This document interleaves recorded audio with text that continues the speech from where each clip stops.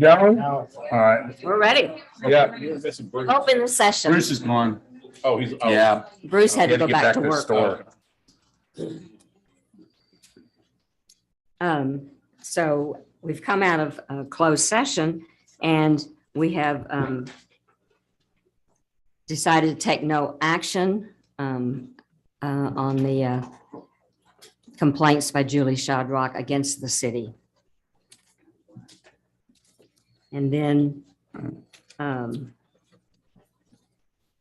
we will discuss the other two items in as we go on in. Where are they? They're items 8C and 8D now. A and B?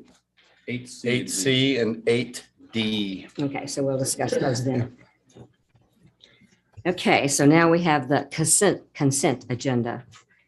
And that includes the third and final reading, amending Chapter 2, Administration, Article 9, Finance, by providing general housekeeping to the article by deleting article in its entirety, amending Chapter 2, Administration, Article 8, Airport Advisory Board, by providing general housekeeping by amending reserve sections, adding new Article 9, Old Town Preservation Advisory Board, to establish board, set term, membership duties, rules and regulations, and providing for a severance, reading, and penalty. And what I think this means is we're just going to move everything down in this section and put something above it. Yeah. Do we have any?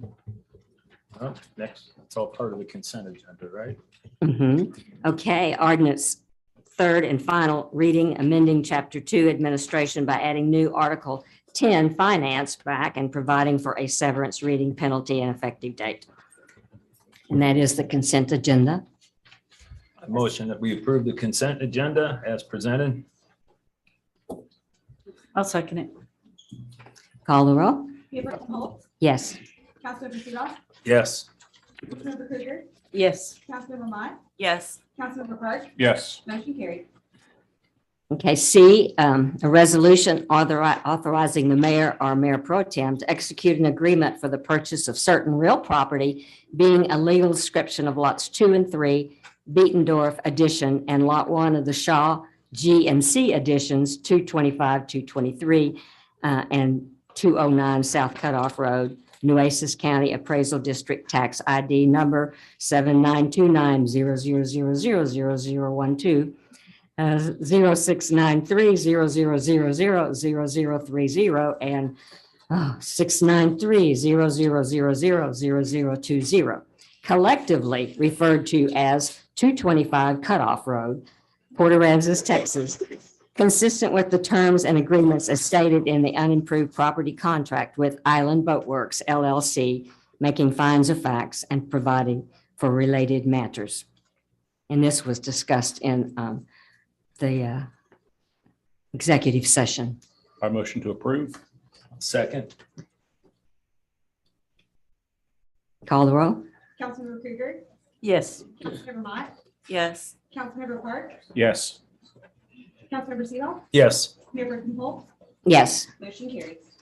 Okay, and then D, resolution was also discussed in private in the executive session, authorizing the mayor to execute an agreement for the purchase of certain real property, being a legal description of lot 7, 8, and 9, block 3, Alistair Joser, number 5, PA, Nueces County, Appraisal District Tax ID number 013600030070, Nueces County Appraisal Property ID number 183378, commonly known as 430 North Alistair Street, Port Aransas, consistent with the terms and agreements as stated in the unimproved property contract with Nueces County, making finds of fact and providing for related matters.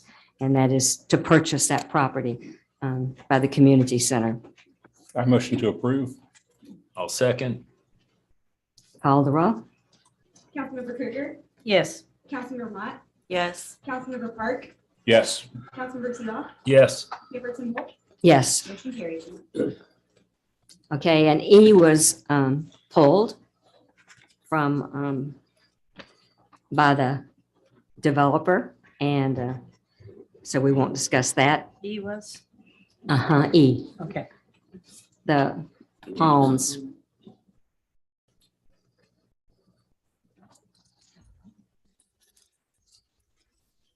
F, discuss and take action to confirm that dune permit BFDP 21-2358 is consistent with the city's coastal management plan.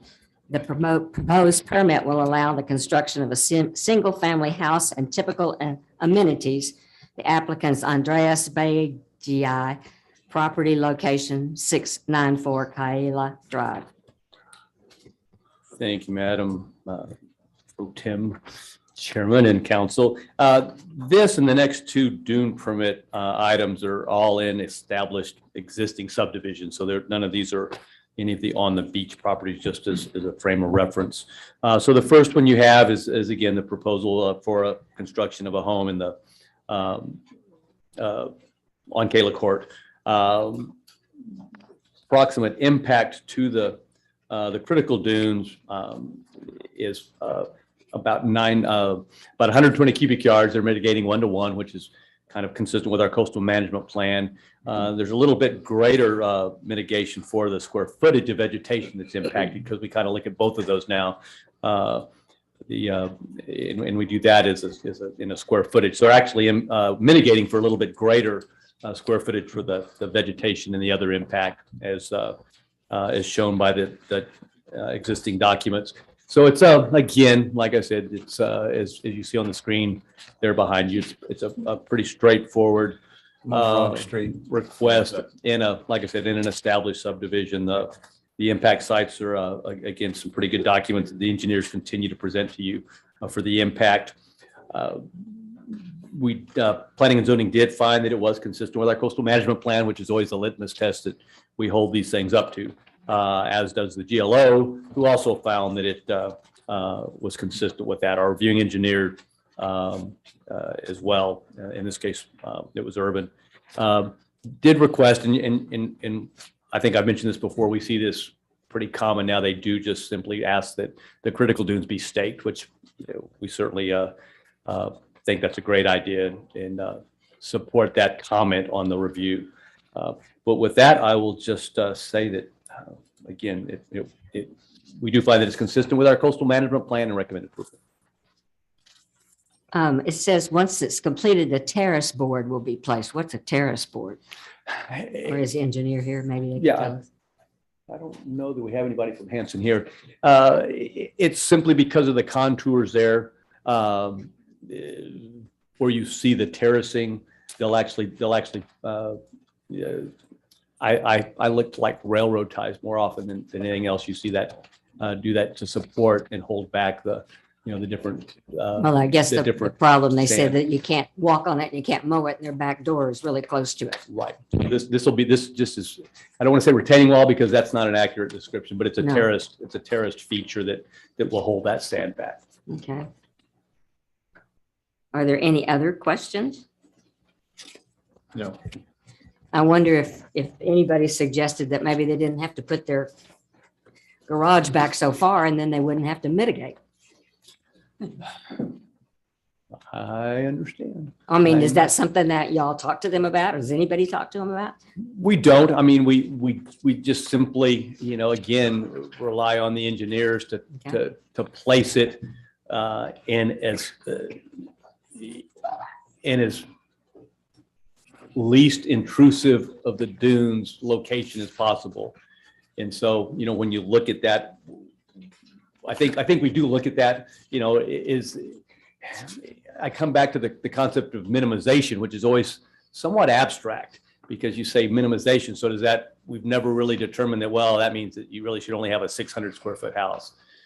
So on a lot in an established neighborhood, many of which have a minimum size of construction, and I suspect Right. this one does too, the houses end up becoming larger and hence the placement becomes a little bit more difficult. And the state allows that to do. so. And again, the GLO has again, obviously, if the GLO took exception to that, obviously that would be reflected on their comments, and we probably wouldn't have even brought it without them reconciling that. But thus far, that's just the nature of the construction we see in these, as you notice there, it's just fairly typical. And when I looked at it, I mean, I think you have a problem blocking windows on the first floor residence if you were to have shipped the garage up. 'Cause it would have had to been right up against the residence. Mine is. It's Right up against my house. Yeah, I mean, I think it's a little bit easier argument to make, especially when it's an on the beach property, which is why I distinguish these. Right. I think P&Z has a little bit more flexibility sometimes for that, and they've exercised that, asked that footprints be reduced, pervious surface be increased, et cetera. But here, when you have established subdivisions, the challenge is that they have their deed restrictions that kind of prescribe certain sizes and everything else. And that's, like I said, that's where it kind of butts up against those things. And there's a whole list of things here the city is required to do. One, begin compensation for any adverse effects to dunes prior to or concurrent with construction. That's typical. You're talking the GLO response? Mhm. Yes, ma'am. Require the applicant to conduct all this stuff continuously and determine that the compensation is complete. Do you all do all that? You go out and check, watch what they're doing? I was just reading that the 30-day, I mean, there's a lot of 30 stuff working there. days. And And again, the challenge remains that the mitigation's allowed, Right. up to 3 years to complete it. So Right. that's, like I said. okay, so you have to go out there and look at it occasionally, send somebody out anyway, huh? Okay, do we have any? A motion to approve? A second. Okay, call the roll. Mayor Pro Tem Holt, Yes. Councilmember Seeloff, Yes. Councilmember Krueger, Yes. Councilmember Mott, Yes. Councilmember Park, Yes. motion carried. G, discuss and take action to confirm the dune permit application BFDP 213181 Micah. How do you pronounce it? That's good enough for me. Residence is consistent with the city's coastal management plan. Applicant proposes to construct a single-family residential building with the addition of a pool and rear balcony deck and seeks to establish that no dune exists in the building area. Applicant Tressa Micah, property location 501 Ocean View Drive. Yeah, and I'll just ask if you guys, sorry for the contorted view, but behind you, you see the lot again. This is in the Ocean View subdivision, again, an established, another established area. David's outlining that location there. Originally that they had proposed a dune permit, but recognized that they were going to avoid the dunes, and hence we've got it's pretty maintained. So again, this is just part of our process, not so much the general land offices, but again, our coastal management plan does require that we go through the process. And so this does establish there are no dunes on the site. There's none being impacted. And as such, that is consistent with our coastal management plan. And of course, GLO's comments are even less on this one than they are on the other ones. Pretty straightforward and standard. So planning and zoning found it was consistent. Staff recommends approval. I'll motion to approve it as written. Second. Is there any discussion? Okay, call the roll. Councilmember Seeloff, Yes. Councilmember Krueger, Yes. Councilmember Mott, Yes. Councilmember Park, Yes. Mayor Pro Tem Holt, Yes. motion carried. H, discuss and take action to confirm that BFDP 21-2824 dune permit for 849 Park Place is consistent with the city's coastal management plan. The property location is 849 Park Place. Applicant Orlando Ortiz on behalf of Christopher and Christina Harrison. Thank you, Madam Chairman, Council. So again, another long-established subdivision. Again, the lots are just kind of flying off the shelves. Yeah. This one actually has about 575 cubic yards of impact. And I think the attachment your two attachments are pretty graphically representative of exactly what's going on with the mitigation. So we're mitigating for about 657 cubic yards. And again, the surface area impacted is also referenced there. So Can you go back to that last picture? Should we go Oh, overhead, Dave, or something? Which or one do you want to look at? Overhead, maybe? Okay, overhead, Eagle, The last Plan- picture, maybe. plan view.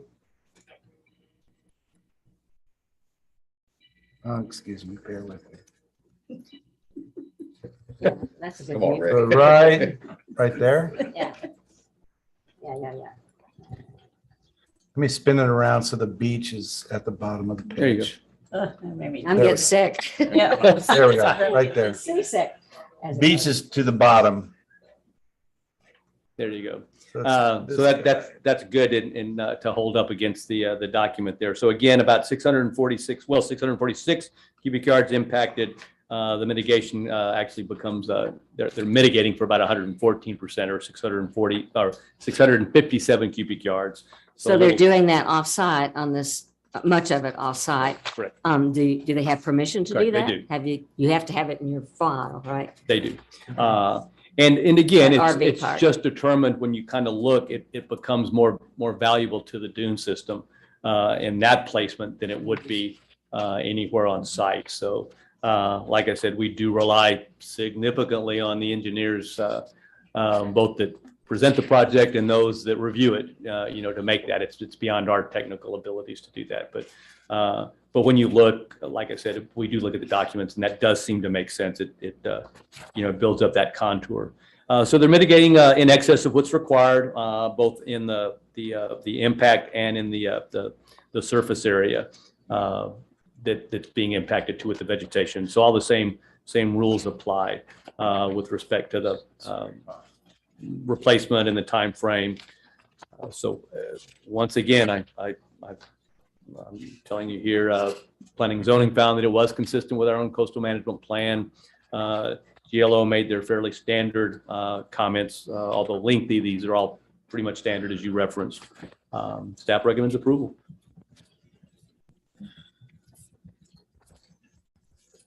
Do I hear a motion? A motion to approve? And a second? A second. Thank you. Call the, is there any discussion? No. Good. Okay, call the roll. Mayorperson Schultz, Yes. Councilmember Seagull, Yes. Councilmember Krueger, Yes. Councilmember Mott, Yes. Councilmember Park, Yes. motion carried. I, discuss and take action to direct the city manager to conduct an inquiry of the Development Services Department for property located at 329 East White Street, Port Aransas, Nueces County, Texas. Said inquiry shall include but not be limited to resident concerns regarding specific ordinances the department is citing, drainage surveys, etc. And this is Councilmember Mott. Right. So the question here is, has the builder demonstrated compliance to the building and plating requirements specific to the stormwater drainage plan? And what I'm asking is that it be shown in sufficient detail where it demonstrates compliance to the plating requirements about lot. As I understand it, the back of the lot, the pools, where the pools are, it's raised 28 inches. So it's the flow dynamics changed from the original plat. And so the homeowners behind them are wanting to know what measures are being taken to mitigate the issue that will be caused from the 28-inch damming effect that it's going to have to their yard. Right. Well, and that's a great way to characterize it.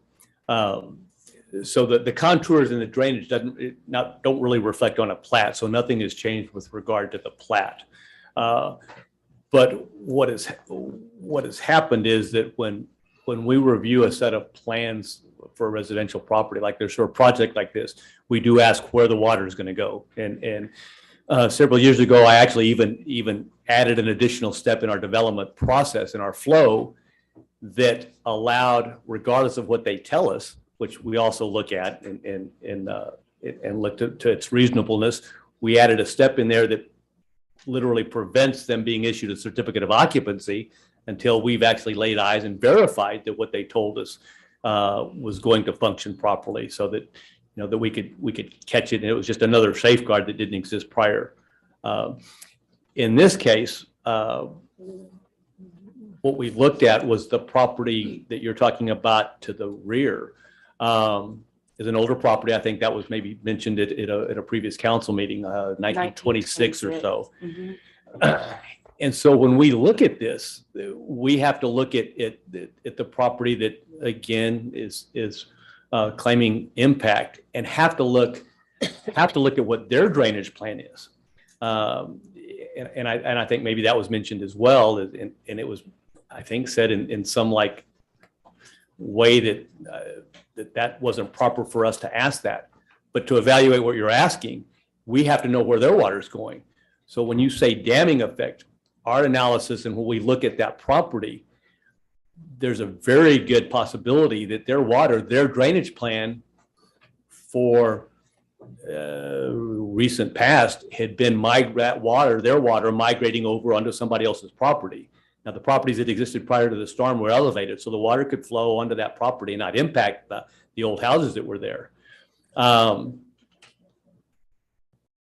But we can't hold a new developer responsible for managing their water flow, their stormwater runoff. Carrying it properly, as in this case, what's been presented to us is elevating the property, moving that water to the street, not adversely affecting any properties on either side, nor to the rear. Again, obviously, if they elevate, their water is going to move towards the street if it's done properly. And visiting on site, as I've done a couple of times, it clearly is consistent with what they've told us they're going to do. But will that have an impact on the property behind because their drainage has never been changed or altered or changed to move the water where they need to go? It's very possible. But our dilemma is we can't, that's not adversely impacting those people that are questioning it. Their issue is their own issue, that they're going to have to, at this point, come up with their own drainage plan that no longer moves their water to someone else's property, I guess is a simple way to say it. So that's what's going on there. It really doesn't have anything to do, there's been a lot of talk about the pools that are pushed all the way to the back. But again, first off, it's allowed in the ordinance. That's the way it's been for quite a while. But the way we look at it is that if that were a wall, a fence, anything that was on the property line, we don't see that has an impact on that property owner. It's not impacting their value, use, or enjoyment of the property. The pool becomes a barrier of sorts, just as a fence or wall would. So that's the drainage issue that's going on. It has nothing to do with the platting. It's just a function, and this happens in town quite a bit, especially with the older properties that have just never maintained drainage. They never had to, because their plan has always been their water is just going to kind of flow onto other people's property. It doesn't pond in the back, and they're happy until somebody develops the property. And I can tell you this has happened 30, 40 times in the time I've been here. And I have to tell them, the same thing. And it's almost always the older property. We're required, FEMA's requiring us now on almost every new property that it's going to be higher than the property adjacent to it if the other property's been around for any length of time. That's just FEMA requirements that have changed. And if the new maps get adopted, that's going to change even more in some areas when and if the maps get adopted. So that's what's going on. So a quick question. So was that property going to be built up from the get-go, or was it built up after the pools were added? Because the pools were added after. No. The fill had to be part of the project, because the only way to move the water from the rear to the front was to contour appropriately with fill and grade. And they have enough, to do that and enough fall. So but the damming effect, I have every expectation that could very well be what happens, because when you look at the property to the rear, it does settle into a low part there. So I think in heavy rain, that it's no longer going to be able to migrate onto somebody else's property. So the question, whose fault is that? Is it? Well, it's not a fault, but what could be done? What can Well, they do? I mean, They just, if the new property that's being developed is following the guidelines and they're moving all their water and they're not adversely impacting any adjacent properties, rear side or other, they've met their obligation. Right. So, yeah, I mean, by I can't make them, we can't make a property that's been in existence that long. We have no authority to go in there and say, no, you have to grade your property to move the water forward now. Is there a plan to put in a French drain or anything like that to maybe mitigate the problem that would be caused by building that at 28 inches? Well, I mean, right now that we don't see that there's going to be a problem, that they have enough fall to the street to move all that water there. I mean, Well, yeah, to move the water on the new lot. I think Tina was saying like, old you're lot. thinking like maybe in the backyard of the older lot. again, we Yes. couldn't require that. I mean, that is a solution that some people have had to do. Okay. That they've never had to do before, because as I said, the solution was using an adjoining property, right or wrong. That was part of the drainage plan, but it's not proper. So there is a stormwater drainage plan to include the pools so that I can see it. Yeah, the pools are just simply part of the project. And Okay. again, our drainage plans, Ms. Mott, sometimes are nothing more than them giving us flow arrows, showing where the water is going to flow. Yeah. And as long as those arrows don't point to a neighbor, our check and balance is that every developer knows when they come in and if those flow arrows don't work, when it gets close to completion, they don't get a certificate of occupancy. So they know, and we go out and check periodically for those that we know will be a challenge. We'll go out and remind them and we'll double check. Because some of them are cut and dry. There's no problem. There's no question that they'll easily be met. Others are a little bit more. And so we remind them that this is what they've told us, and we're going to hold them to that, or they're not going to be able to occupy the property. That's why we added that step in there. are you saying whether there's a pool there or not wouldn't make any difference? No, the pool doesn't really make The thing is built up, the land is built up. no more than a storage shed or any of the other accessory structures we allow, on properties. All of those are part of the same thing. They still can't, you don't get a pass because you put a pool or a storage shed in there to impact your neighbor's drainage. So, all of those things still have to comply. Okay, is there any plan for a retaining wall?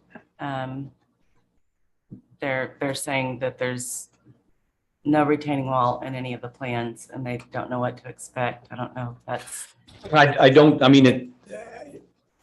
With the plans here in hand, I don't believe that there was a retaining wall. The term was used, and I think the term was used to describe how the pool that would be facing them would appear. And I think the term was used, and it wasn't a true retaining wall in the definition sense. I think it was, well, that back of the pool as a concrete structure would act as a retaining wall.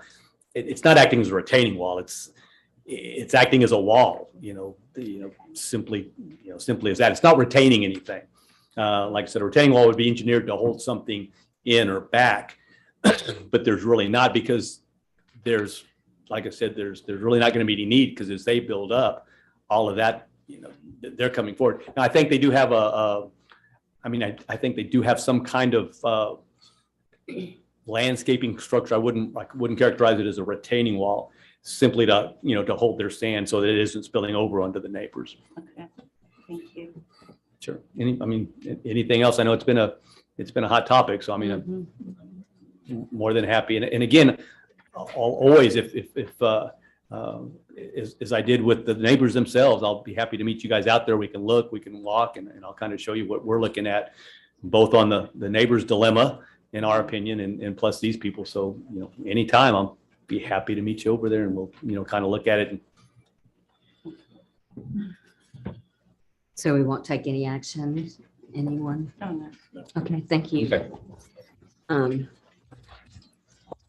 J, discuss and take action to direct the Planning Zoning Commission to review Chapter 25 zoning Article 4, Supplemental District Development and Use Regulations, Section 25149, features allowed within required yard setback areas by removing allowable items and create a final report. Councilmember Park. So the items that I'd like to see removed, so they're not built to zero lot line, would be pools and hot tubs, mechanical equipment.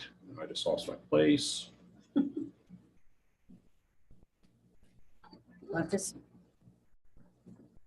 Yes.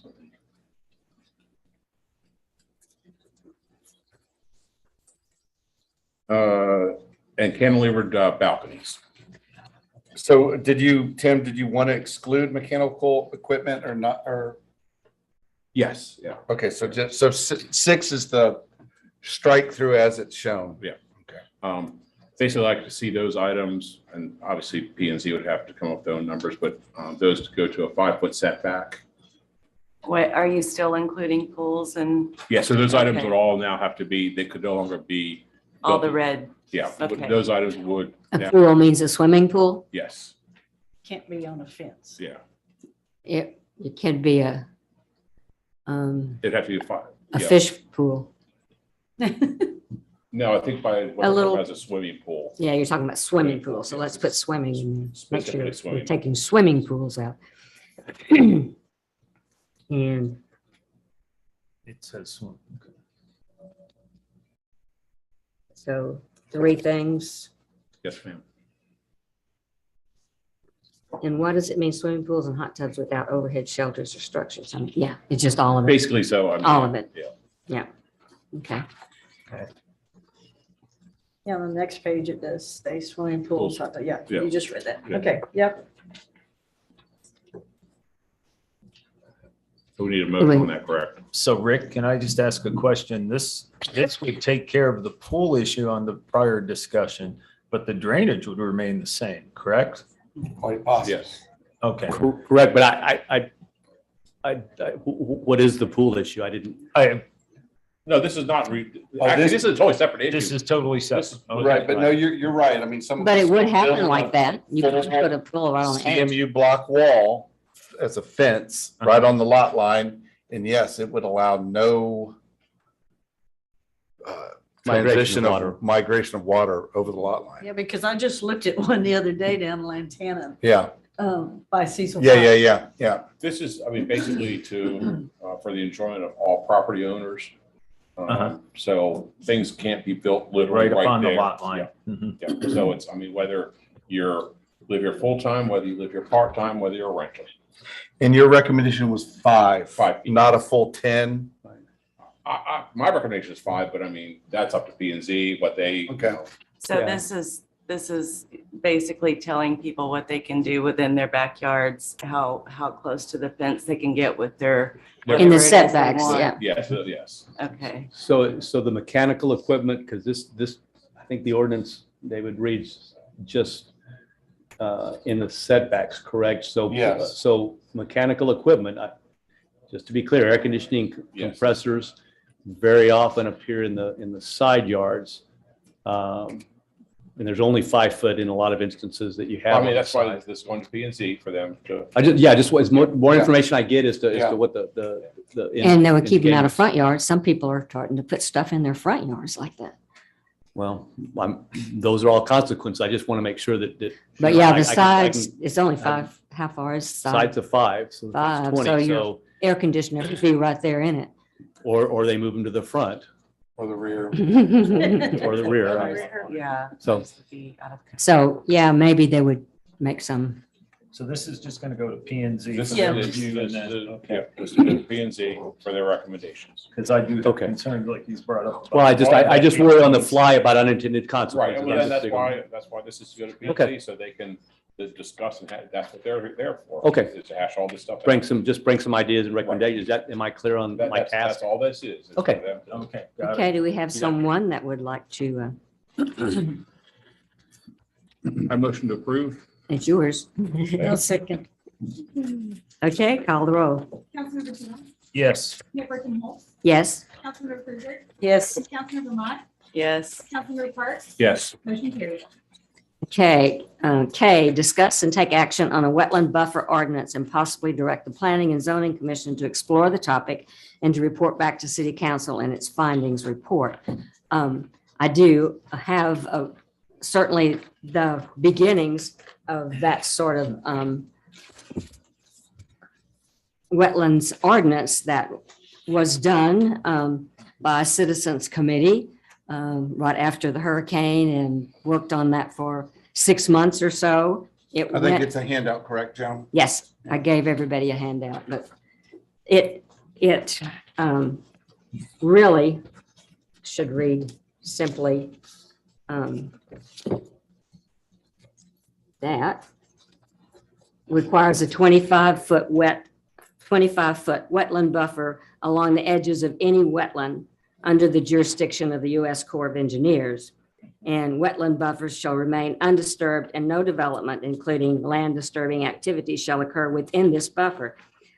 Overhead or underground utilities, roads, all those sorts of things could be used if they had to be put in there. All disturbed areas in the buffer area should be revegetated if they are disturbed. That's just a simple thing, but what we did once we went to the P&Z before, I'll just say in a nutshell that Nick Lorette says he thinks the city needs professional help in crafting this ordinance and suggested that. But then Robert Tips, who was commissioner then, suggested that we needed to bring in other people, and he suggested that we get Daniel Mazok from the Sea Oats group to work with us. And so we did work with him for a while, but then he got too busy to work anymore. And he kept saying, we'll get back with you, and it just drug it out. And so we never, ever got. And the hurricane hit. Yeah. And then the hurricane hit, so we didn't get anything done. But now I've talked to Matt Kimmel with the Corps of Engineers in Corpus Christi, and he's told me all of these wetlands have now reverted back to being waters of the They've reverted back, or they've now become non-jurisdictional? He said that under the change that was made during Trump has been revoked. Okay, yeah, Trump made them non-jurisdictional, Right. meaning you could And he says now they easily are. fill So them. he said that he said all of the wetlands along Mustang are jurisdictional. Or back to jurisdiction. Yes. Yeah. Under Joe. And he'd be glad to work with us again on that. So, no, it was just taken back. That's it. Yeah. So what I'd like to do is perhaps get present what I have to P&Z again and ask them to look at it again. I don't know if we ought to do some more planning beforehand.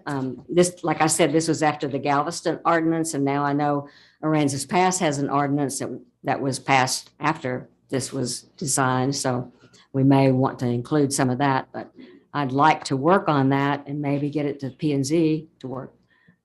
Does Get their Aransas opinion at Pass this have moment. The 25-foot buffer area also on their new. I don't know. Do Could they? we maybe ask Roxanne if there's a legal implication, like a taking issue, if a city imposes an additional buffer adjacent to a wetland delineation line?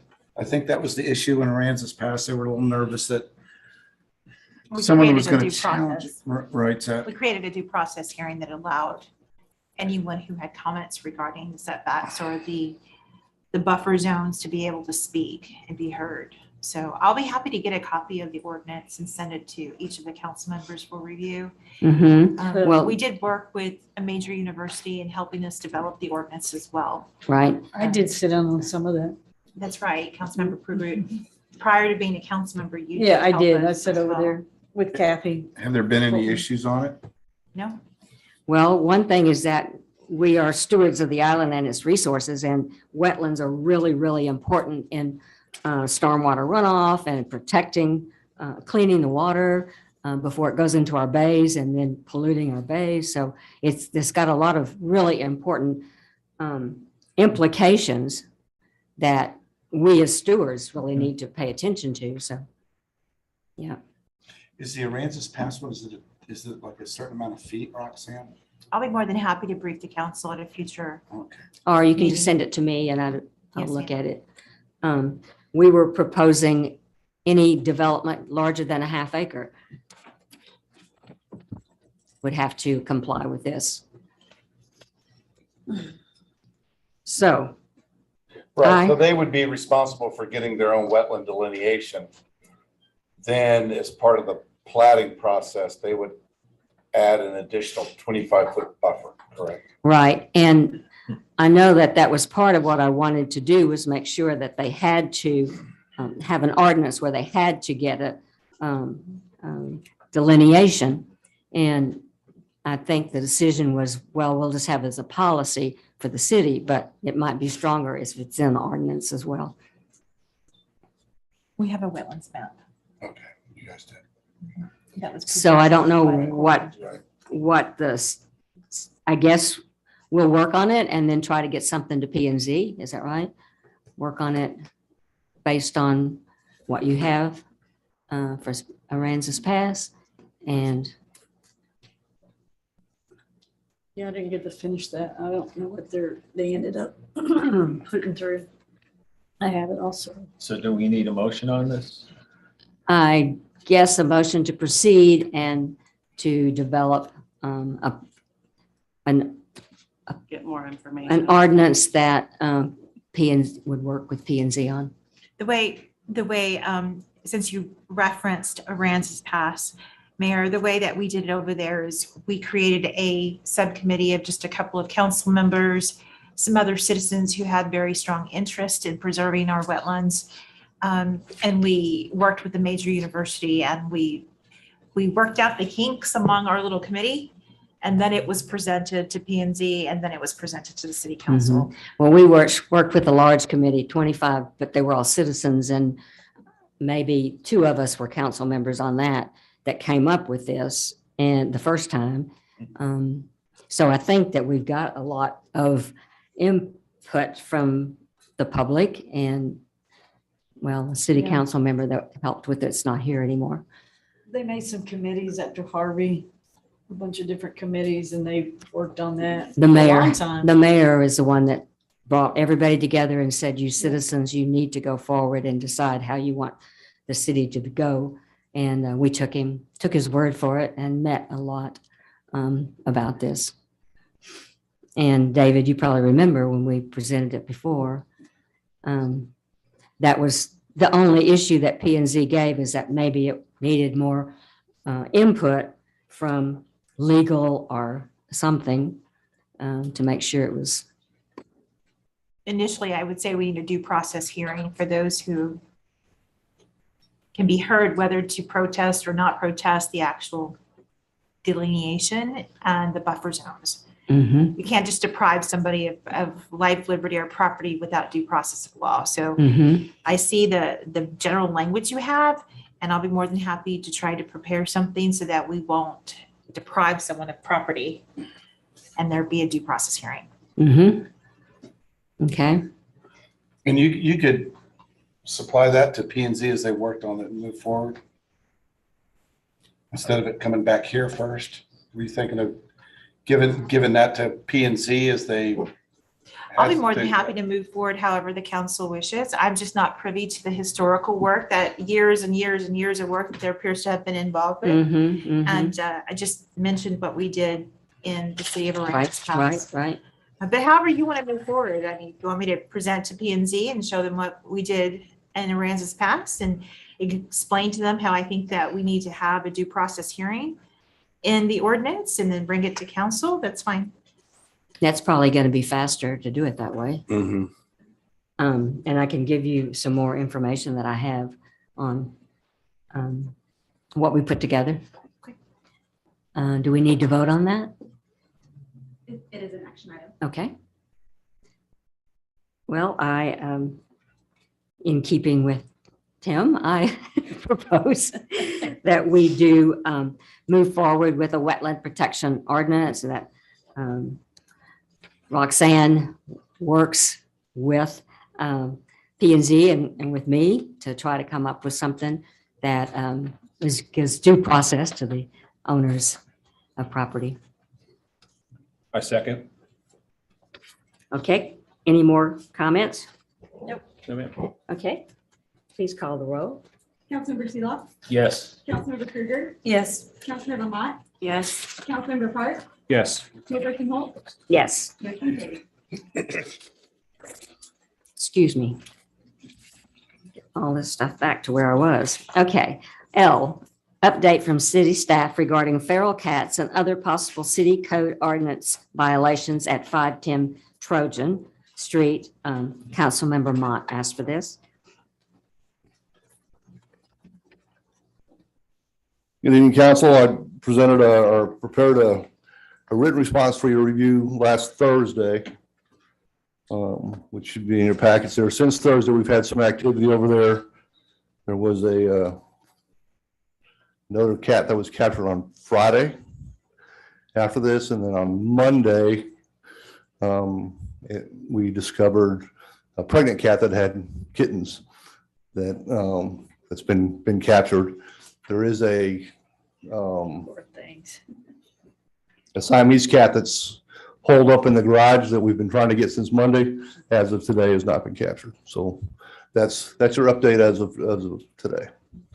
Any action on interaction with the owners? Yeah, we met with the owners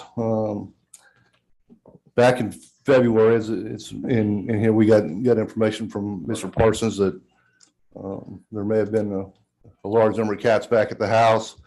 We obtained a search warrant, went back into the house and found 3 that we captured. And then we brought back the home's actually owned by 2 brothers. And one of them's the primary offender here. But the other brother does have jeopardy because he's on the lease. So we brought the brothers together and we worked out an agreement where they would identify up to 3 cats that they wanted to keep as pets, that we would help them spay, neuter, register, get those pets vaccinated, and relocate them away from Trojan to the other brother's house, and that everything on Trojan from that point forward would be considered a feral cat. And then we got them to agree to give us unlimited access to the house, so we didn't have to obtain search warrants every time we went over there. And in fact, one of the brothers is the one that reported the pregnant cat to us on Monday. So have the 3 cats been taken, neutered and all that stuff and removed from the property? Well, he had 3 cats in mind that he wanted, and we haven't been able to find those 3 cats. Okay, right. So it's still in process then? Yeah, but the mother of the kittens, just had kittens, was one of those 3, so she will be. Okay. But we haven't found the other 2 yet. We do have several citations that are in municipal court scheduled for April the 11th to be prosecuted. So I'll need to understand how the chief wants to proceed with those cases. Yeah, I had gotten another text about it. I don't know, about a month ago. I think I sent it to Dave, but I guess the cats were all having kittens. So. Well, we've been doing daily inspections out there since, I know. I guess, November, December. And I went back when Dave called and checked the call history, and we hadn't had a single complaint from any of the neighbors during, I just went back to January 1st, but through January, February, March of this year. I guess there's another rumor too that somebody said that we wanted to tear their house down. Well, we did talk about Well, I talked about it. You talked about Yeah. it being so much urine in that you Yeah. couldn't see why they That it was wouldn't, something that we were definitely looking into. but Yeah. we hadn't made any decisions on tearing Yeah. anybody's house down. I think the brothers I saw them in today at the building department, but I'm not sure. I think they're working on how to rebuild the floors. Yeah. Rick, did Get any them out. update on Thank you, Rick. what they're wanting to do? Right, so Thank you, Chief. code enforcement and the building official did do an inspection. They got a warrant, got entry. Building official didn't determine that there was any structural issues. Found some soft spots in the floor, which for a house built back in the 60s isn't unusual. But more importantly, the owner did, and there was some siding and some things, but we do have an active permit for those items, a WPI 1 from the engineer, which is always required for the siding issues. So they've got an active permit for those repair items that would bring the house back up to a standard condition. Yeah. So, I was just saying, the rumor, we're not tearing anybody's house down. yeah. Well, I mean, like I said, there's our attorneys mentioned several times due process. And so there's a pretty specified process for a substandard determination. And it starts with the building official. It's under his jurisdiction to determine. And of course, and me, and but I defer to the building official. He's the expert. But of course, the ordinance actually begins with, they seek voluntary compliance. And in this case, we've gotten voluntary compliance by virtue of them coming in and pulling a permit for the items that the building official noted. So it's to be continued saga. Right. Well, taking lots of energy. Yes. Thank you both for your continued support and getting your Thanks, Steve. Okay, M, discuss and take possible action on increasing the number of liveaboards in the Port Aransas Municipal Harbor. This is mine. And the Jacksons who spoke this evening, as well as several other folks, have asked for us to consider to increase the number of liveaboards. I believe it's currently at 13, correct, Dave? Yes. And Yeah, how many- I think it's 5%, which is like 13, and then we had talked about raising it to 7.5%, Right, which gets us to that's 20 or Yeah. 21, I think. Well, it says in the, But we've increased the number of slips, correct? how many slips are there? That's what I'm asking, because I it don't says have it in front of me. It's has, 2. has, blah, blah, Slips, blah, blah. 182. No, but that's incorrect because we've added. because it more. says that you can only have, the rule is 10% of the number of slips. So that makes important to know how many Right, slips well, we that's, I have. mean, but we can also change those too. I Let me mean, get back here. But I believe when I spoke with Is this Dave, all right, because it's the liveaboard is just it's a policy. It was Yes. never adopted as a full ordinance. Yeah. So we only adopted it as a policy. Right. So you guys could, Did we just do that in the marina board? So I'd like to propose that we increase it from 13 to 20, as there is a waiting list. And I think this would help alleviate some of the housing issues that we have. I don't think it's a great increase. It's an increase of 7 to start with here. So it wouldn't be The policy needs to be changed. a huge lift for the harbor master. But I think that we ought to at least find out how many we have or change the policy. One or the Yeah, other. so what I'm saying is I want to change it from 13 right now, which it is, to 20. Yeah, so I think we And have to negative redo this. implications with it, We probably adding have to another redo 7. this percentage I thing. mean, could we increase it to 25? Well, I think Where basically. would we get to a equals point where it's a 13. problem, I guess? Right, so Oh, that's then it basically says the why. exact I numbers wanna do it determined by incrementally, City of Port Okay. Aransas is at we its discretion. go So to they could, 20, they could say the which numbers is out. an increase of 7. Right.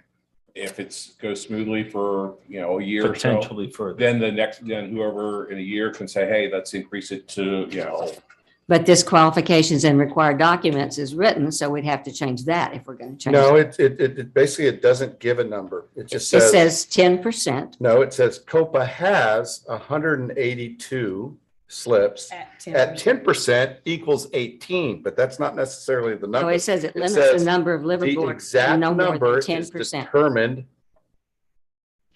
The Mayor Pro Tem's correct. If you take a look at the first sentence. Huh, the whole thing is kind of strange. Because it says one thing and then another. So. Yeah, what's gonna be right. It correct says language? it sets the liveaboard rate at no more than 10%. That's what it says, So, right, so you would have to adjust that number. if it's more than but 10%. so so what's our current, I mean, because I don't believe what's listed is the correct number. I don't think it is Why either. don't we just The change it slips, from it's more percentage to slips. then a Yeah. specific number? Yeah, So so- get rid of the language. Yeah, and just get rid of change the language on percentage and. And go to a number. Yeah. That's fine with me. Well, there may have been some reason. You were on that board, weren't you? I was. And do you know? God, I that think was you so get, long. I think you That get rid was- of those first two sentences. This COPA limits the number of liveaboards to no more, and COPA has Mhm. 180 that says the exact number is determined by COPA and its sole discretion. Well, when we did that, Okay, we had no liveaboards. Remember that Right. we quit all liveaboards? Yeah. right. And we've always had liveaboards down Right. there, so we went to 13.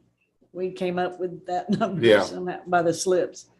And so, and then Which we was had about the new, 5%. then the harbor master was also new, Yeah, remember? And so now he's leaving again. Yeah, yeah. that's crazy. And so it seems to work out. It's been working. I mean, it's a benefit. It is. It's just. Right, a lot of them were cleared out. Years past, the number was a lot bigger And it got, and it got real wonky and you almost Right. had to be a social worker to be the harbor well, master. yeah, because they were letting them put boats in there with Yeah, no engines. You're right. They were and letting them drag they in were derelict hanging the vessels laundry and it up was there. bad news. Yeah, they were just getting cheap boats and Yeah. putting them in there. So now is there rules that Yes. keep Yes, that so from every happening? vessel that's in there is documented. They have to be able to operate. They have to be able to start that boat up and move it. And they gotta especially be in case insured. of And they have to be a hurricane. certain size, Yes, right? ma'am. And then insured. They have to have everything There's documented, a whole insured and list of, everything. items that have to be, And we require the same thing. You have to have so much insurance and then document it, and they have to be running. They Right. can't have a POS boat down there, just to live on. So Right, right. it has That's to be. been the biggest difference. Yeah, that's was been a the- big that- help, I really. think that's where it kind of got a Yeah. little bit out of control. Yeah, it was like tow your junk vessel here and you get the cheapest place to live in town. Because do you know how long it took to get rid of those? If the hurricane didn't get rid of them, then it took, They were in the bottom, weren't they? it was bad. So- Bottom of the so marina. I think I think this is a reasonable request. Okay, so what are you gonna propose now? So eliminate the wording, so it's, to be. Number 3 qualifications. Yes, to be determined by city council. So Determine that that- way, if a future city council wants to raise it to 30, they can do it. Yeah. But it says it's determined by COPA. You don't want that to be, Well, just do the wording so it's appropriate. so COPA has some control over Yeah, I it. think you say the exact number is determined by the COPA and its sole discretion, period. The current number is 20. 20. Perfect. So, yeah, and then, that's unfortunately the harbor master's job to kind of keep up, making sure Right. these vessels they're renting to are up to standards. Right, right. Yeah. And then to find a harbor master now. We will. We will, good. Okay. So that was a motion. Yes. Is there a second? I'll second. Okay, call the roll. Councilmember Krueger, Yes. Councilmember Mott, Yes. Councilmember Hart, Yes. President Seagull, Yes. Mayor Pro Tem Holt, Yes. N is a resolution authorizing an intergovernmental cooperative purchasing agreement with Savick Buying Group, approving terms and conditions and authorizing the city manager to sign all documents associated with said agreement. Can I ask a quick question? Why did we table that last time? Why did it get put off last time? Last time, it was really the next item that was tabled, and we wanted to do more research on getting the Okay. grant I knew it to was something. cover it. Yeah, it was the grant. Mhm. And so we feel comfortable. So this is an item that's tied into the next item to join Savick Group, which is another cooperative buying, purchasing co-op that you would need to join in order to purchase the next agenda So basically, items. this gives us a better buying power for Yes. those units than Yes, sir. if we went out and went directly to. Right, the pricing they gave for those units is under this purchasing co-op, which Right. is a better price. Are there, I missed it, are there any costs to joining this? No, sir. Okay. Do I have a motion? I motion to approve. I'll second it. Call the roll. Chairperson Holt, Yes. Councilmember Seeloff, Yes. Councilmember Krueger, Yes. Councilmember Mott, Yes. Councilmember Parks, Yes. motion carries.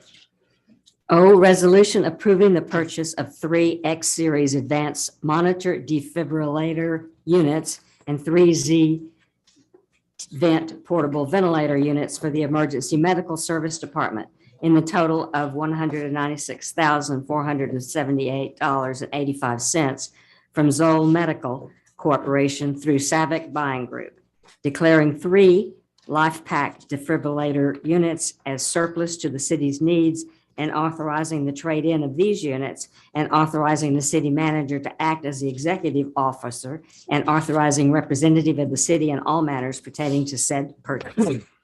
So that's why this was tabled last meeting for That's the correct. research. Yep, we're kind of get the research finished up and make sure everything flies well with the grant, because ultimately it's gonna be going through some grant money, So how much is this is being paid for by the grant? all of it. All 100%. Woo. That's Yeah, awesome. it's a I great love it. grant. I Um, love it. So a little research and That's few, awesome. few items, and yeah, I think it's great timing, because in all honesty, we're gonna have to replace these monitors either way. So it's either gonna be, just not gonna come out of the Boy, budget. you need anymore. them. You gotta have them. What was the general life expectancy of this kind of equipment? Like how often is it like laws that we have? to- Yeah, no, it depends on the actual vendor. You know, I mean, ultimately, some of these machines last, I think we have 1 or 2 of them that are 12 years old, I believe. Okay, so And there's so, fairly good life. yeah, it's a expectancy. long life expectancy, but then eventually one day they just say, hey, we usually have a maintenance contract with them. Right. And then this year when it goes on a maintenance contract, and they're like, no, sorry, Okay, so- end of life. Yeah, so it's end of life, okay. That So, makes I sense. mean, they all still work, they're in good condition, but at the same time, I'm last thing. And so you're just turning them in as Life-saving material. So basically the 3 old ones are being Replaced. replaced, but you're turning them in as trade-in then? Is that the way I read it? Yes. Yes. Okay. And then we're gonna be So- adding 3 ventilators, which So we didn't have before. we Oh, will, great. obviously we'll get the equipment, the new equipment, then send the old equipment in, right? Correct, we'll get the new equipment first. Right. I just want to make sure that. We're not gonna go with that. Well, I was gonna say, I was like, you never know. I mean. Yeah, So the ventilators are new. And the ventilators are new with all this, you know, the post-COVID and respiratory issues we're having these days. Yeah. And you know, now we have CPR machines, and then it's something that we can add a ventilator to them, and it ties up, you know, 1 less person really. So And typically we only have 2 people at best back there. So if we have something doing CPR and something doing ventilations, and the 1 person can do drugs. And so Yeah. really our results have gotten dramatically better because of the tools we have. Okay. I motion to approve. I'll second. Call the roll. Thank you. Councilmember Mott, No, thank you. Yes. Councilmember Parks, Yes. Councilmember Krueger, Yes. Councilmember Seeloff, Yes. Chairperson Holt, Yes. motion carries.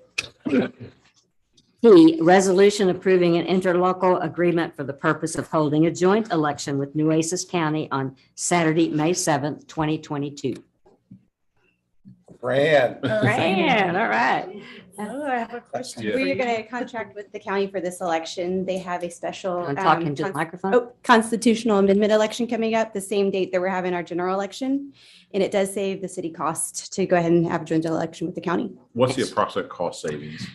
I won't have that until they've, gotten all the equipment and everything and all the. So the supplies. county's running it all. The county They're will be doing running it all. Perfect. And we'll have it out here, have a polling location here at the community center. Yeah. So since there's the two constitutional things that are on there.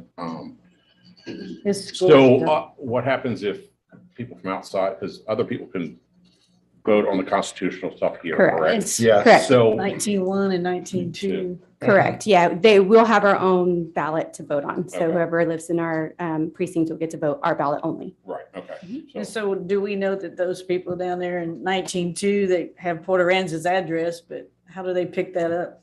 They're going to have a list of registered voters. Okay. We've done this before. Yes, Yeah, they've we done have this done it before. Plenty of times. Yeah. Double checking it. I know. Any other questions? no, ma'am. Thank you. Motion to approve. Second. Motion. It's been moved and seconded. Call the roll. Councilmember Park, Yes. Councilmember Mott, Yes. Councilmember Krueger, Yes. Councilmember Seeloff, Yes. Chairperson Holt, Yes. motion carries. Q, discuss and take possible action on funding for the rebuild of the fire EMS and public works buildings. I had brought this up as a discussion point with Dave a couple weeks back. Yep, yep. And asked him to, since we have funding for the police department, we still have two critical areas, being fire and EMS, that are in temporary structures, and like to see us try to figure out some funding to be able to move forward with that. And then Public Works is tied into that because it's all on the same property. So Dave. Yeah. Yeah, so if you guys want to direct me to do that, I could go start looking. Not sure I'm going to find like the magic money, but we Like that can, good money you found before. right, we can work with our Broadus team and at least figure out what options you guys have. Yeah. Well, that's kind of where I want to go with this, because, I mean, why don't you guys come up from Broadus so we can kind of ask them, since it's all kind of tied Yeah, so together. where we at on that? You know, I know you told us last month, but we. You're wasn't- next anyway. so just, we need to move forward with these things, and we're 4.5 years out, it's time to move on.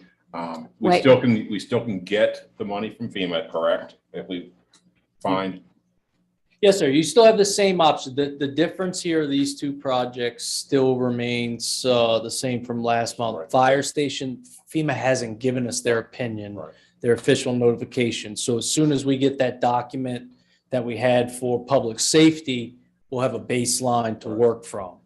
And then with Public Works Garage, it's a bit farther behind fire, but that amendment is into the state and FEMA for them to review the Turner Ramirez plans, which were at 65%. and then EMS. EMS the long-term plan is for EMS to be Fire. folded Right, well, I into understand fire. that. Yes, sir. It won't be captured in your fire FEMA baseline. Okay, that's why I was trying to. It figure out. was poorly captured in the public safety baseline. So we really need to wait until we get, I mean, you think we'll get something We're soon? $5 million plus shy with those two projects after the 4.13. We do have that Pamela property. Yeah, that could possibly feasibly get. Oh, for sale? Yeah. Yeah. And that would go to fire. Yeah, So- that's what I mean. I mean, if, And that could be maybe $1 million plus now. So, the money that the port gave us for the fire department, is that, But it's Harbor Island. It's to build over there? so that was just for, Let me go, we'll go reread it. we need some We'll, clarification on that one, yeah. because. Well, we'll go, if you guys direct me, we'll go we'll scour all these numbers and bring them back to you guys and lay them out on the table. I think it's an important enough thing that I'd like to propose that motion to have Dave to begin the process, and if he needs additional help from, a council member or two, I think there's some of us that be willing to step up to, get this thing moving forward. yeah. And Broadus keep getting them so Yeah, we I can mean, see if we obviously, can Dave, get they're something gonna keep from doing them. their portion. yeah, and I will say this, we have to have that report to cap the funds, Right. because if you remember, you granted us permission to do an improved project Right. on public safety, knowing you may not get that money back. So what's the timeline on getting that report, you think, sir? Mr. David, we should already have this report long. That's the one they took the Yep. entire year for public safety. It's So the your same. recommendation though is to, at this point, not do no action on this and wait. No. I think looking for the money, and I'm saying until we know what the FEMA bottom line is, I can't give you an accurate delta for your Okay, funding. got it. But you have an funding. idea. So you can go ahead and start looking for it. Yeah, Yes. we'll bring you the risk of moving forward, what the pros and cons are. How would you keep parallel fighting FEMA if you decided to move? We'll come up with What are those fine. risks? what your options Go are. You ahead. know? I second. But it's election year, so we ought to really push on something. Yeah, true. Well, the money's just sitting there, I Yeah. mean, right? We have a Okay, so are we going to have a motion to direct to do that? I'll Yeah. pre-motion, but I mean, I motion to move forward and And I approve. seconded. Or to direct Yeah, the city Dave. manager to look for funds? And I believe Dave, I you, seconded the Tina motion. seconded, yes. And Tina seconded. Councilmember Krueger, Yes. Councilmember Mott, Yes. Councilmember Park, Yes. Councilmember Seelock, Yes. Mayor Pro Tem Holt. Yes. Motion carries. Okay, and so now let's have a presentation and general discussion from Broadus and Associates on Hurricane Harvey recovery. Good evening. Hope everybody's doing fine. It's been noisy out there. Yes, it has. We got work. Did y'all find It's it? good. We got work. Hey, quick update where we are with public safety also is, we've made a determination that we're going to get a demo package together in the next 60 days. That is in the process. I've met with your city people, personnel, and we're making sure we get everything off the site that the city wants to maintain before we get ready to advertise the project. Also, we've met with Janak and they're moving forward with a floor plan. So, And the constables too. and the constables too.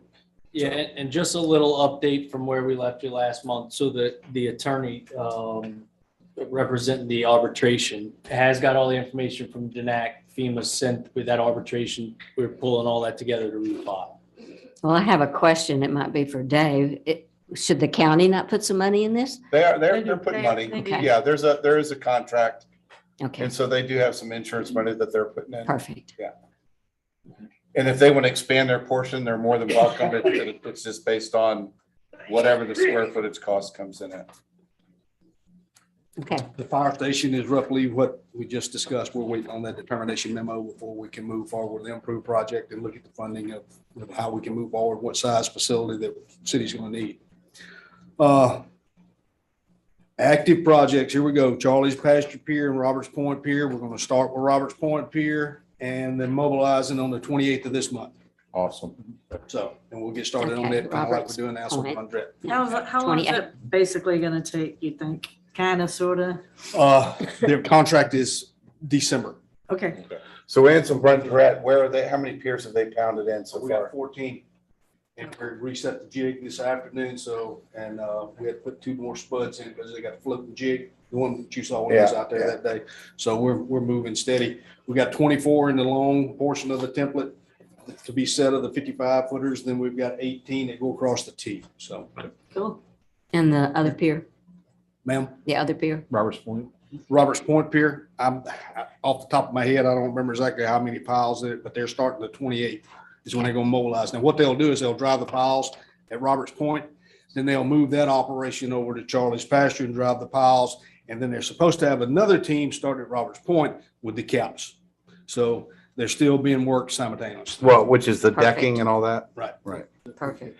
Because the Ansel Brundret, a different company than Roberts Point. That's and, correct. Russell Marine Charlie's is Pasture. at Ansel Brundret, and we got Derek doing the Charlie's Pasture and Roberts Point.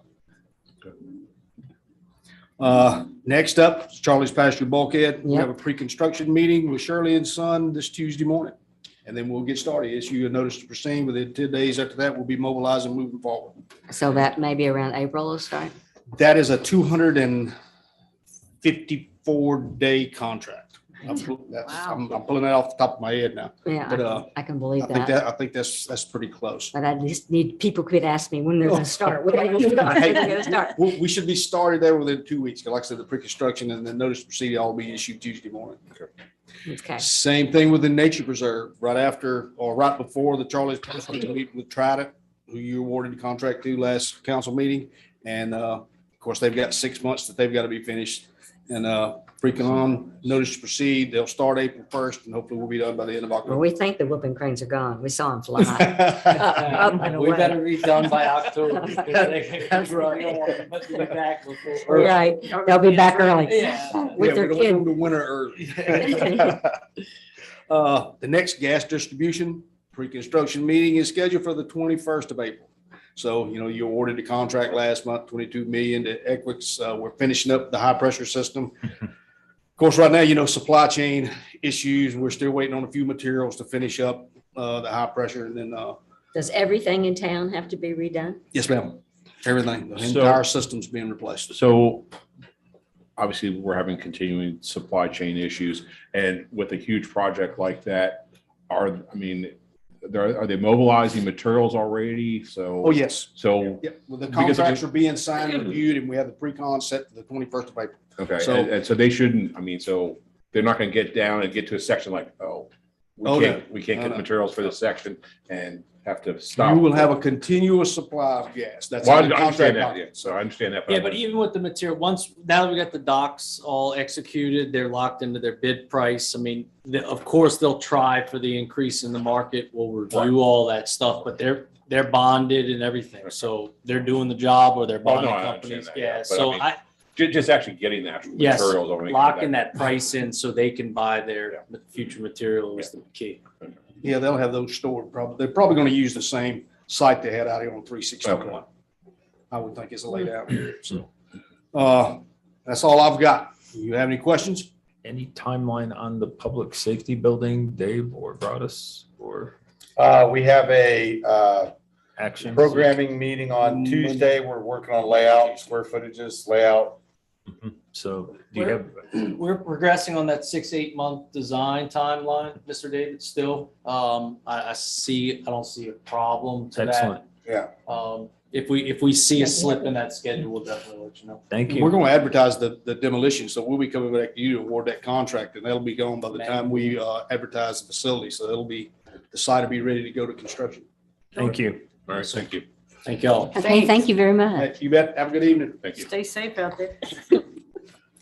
S, discuss and take action on requesting various city department monthly reports. Council member Mott.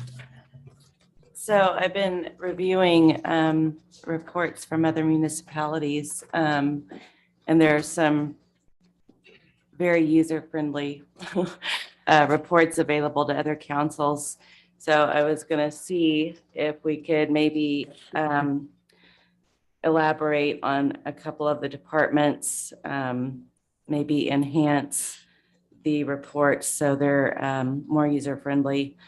I would also like to see a building department report that would contain the number of permits issued, the fees collected for each, a comparative analysis between last year and this year, and year-to-date totals for each of the following categories: commercial buildings, residential buildings, roofing, electrical, plumbing, mechanical, demolition, and sign permits. Where the finance department is concerned, it's very, it covers pretty much everything, but it's kind of ambiguous. So I was going to see if maybe we could add, there would be revenue expenditures with the following columns: budgeted, actual, variance, annual budget, year-to-date, actual, and remaining budget percentage for each of the following: general fund, marina harbor fund, hotel and motel fund, civic center, debt service fund, etc. Sales tax collected with bar graph showing current year and previous 2 years. Property tax collected with bar graph showing current year and previous 2 years. And then the finance report as it stands now. I would like it to read more clearly, basically. I would like to see municipal court activity report. That would include things like number of cases filed, convictions, any kind of emergency protective orders or administrative warrants. The police department's report is excellent. It would be nice to see a bar graph showing the crime trends. Fire department's report has been excellent.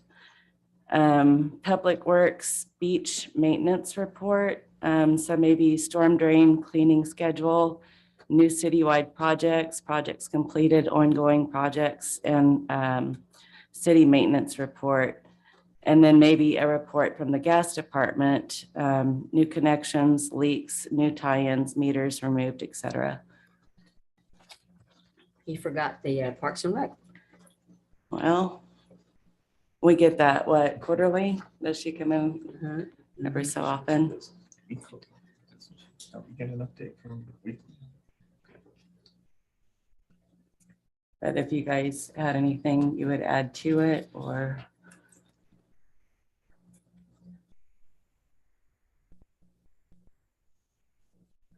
I mean, how do you see that going? Is that extensive requests, Darla, for the finance? Well, don't we get all that general fund, marine harbor, all that stuff? You do get all the funds. I mean, Yeah. Maybe it's just Haven't not explained easy to it. understand or something. If you, Come on. I can go over it more when I talk about my report, but if you have specific cities you'd like us to look at, we can. The report I do now is very easy because it's software generated. It doesn't take very long because it just gives you every single fund. It gives you the revenues, expenditures, how much you have left of the current year's budget, the percentage difference between last year and this year.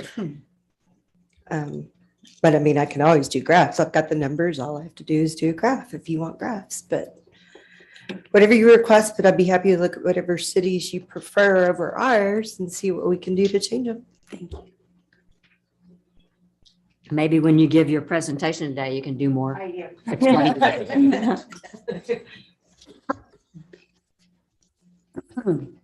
So the building department's the biggest one. What do you think? Whatever you want. Does it cause big problems and time? I couldn't write them all down fast enough. So if you- listen to it again. Yeah. Oh, you don't have one. Just forward me the list. I can give them a list. Give them Yeah, that. I don't have that. Forward me the list and Or get it to Fran. Just give I it to mean, Fran.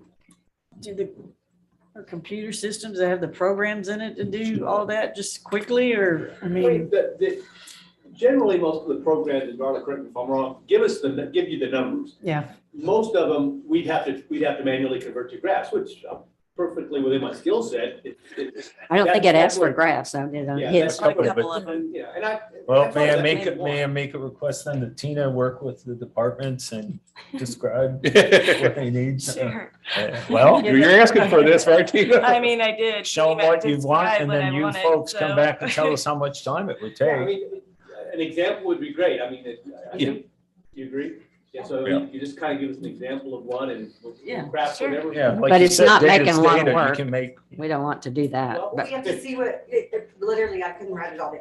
I tried. right. we'll give you a copy. I would, that's my suggestion. I don't know if we need a motion on that or not, but. It says, It is a motionable item, so. take action. Well, how about that? I'll motion that Council Member Mott work with the various departments and then get back with us on the amount of time that it will take from the city staff to complete the tasks. With your permission. Yes, please. Why don't we tell you what we can get easily, that the systems will generate for you easily, that at least are numerical. That was implied in saying how much Okay. time it Yeah. would take, but that's fine, Rick. I will, you know. Yeah. Yeah. Is that okay with you, Sheena? Okay. Thank you. Is there a second? I second. Okay, call the roll. Councilmember Seelock, Yes. Mayorperson Holtz, Yes. Councilmember Herger, Yes. Councilmember Mott, Yes. Councilmember Park, Yes. motion carried. Okay, T, update from city staff on the development of Beach Access Road 1B from Council Member Park.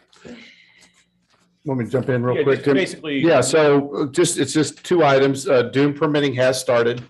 We signed a contract for a quick little dune permitting action. And then they have also, as soon as they get a drawing, they're going to go to TxDOT to start negotiations for the driveway cut on the 361. So that Oh. can't happen until the GLO. Yeah, they need, yeah. Okay, Are so. we negotiating at all with Cinnamon Shore about another spot? No, not at the moment, no. They might want to, though, maybe. It's Yeah. really up to them. It's up to them. Yeah. Yeah. I mean, it's wide open there. I don't Yeah. know why it wouldn't. So probably dune permit involves a lot of surveying. Surveying's really slow right now. So I'm trying to light a fire under them, So get it as quick as we 60 can. 60 to 90 days probably. Oh, no, I think you guys, I think P and Z should, I'm hoping to get them to, we'll see if they could hit April. April will be tough to hit, but May, for sure. yeah. Oh, May for sure. But it's still like we were talking about, it's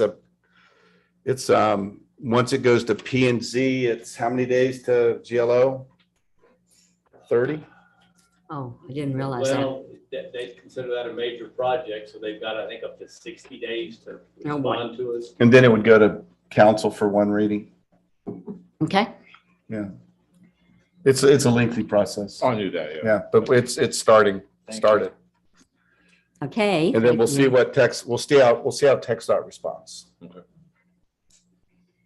Thanks. You, discuss and take action, possible action, on naming a city street and our building in recognition of service and dedication of Mayor Charles R. Bouillon Jr., Council Member Seelock.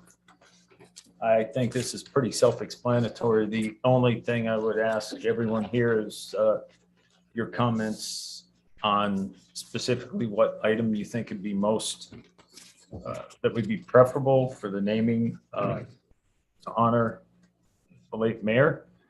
I'm somewhat hesitant to name what could potentially be a contentious road after the mayor.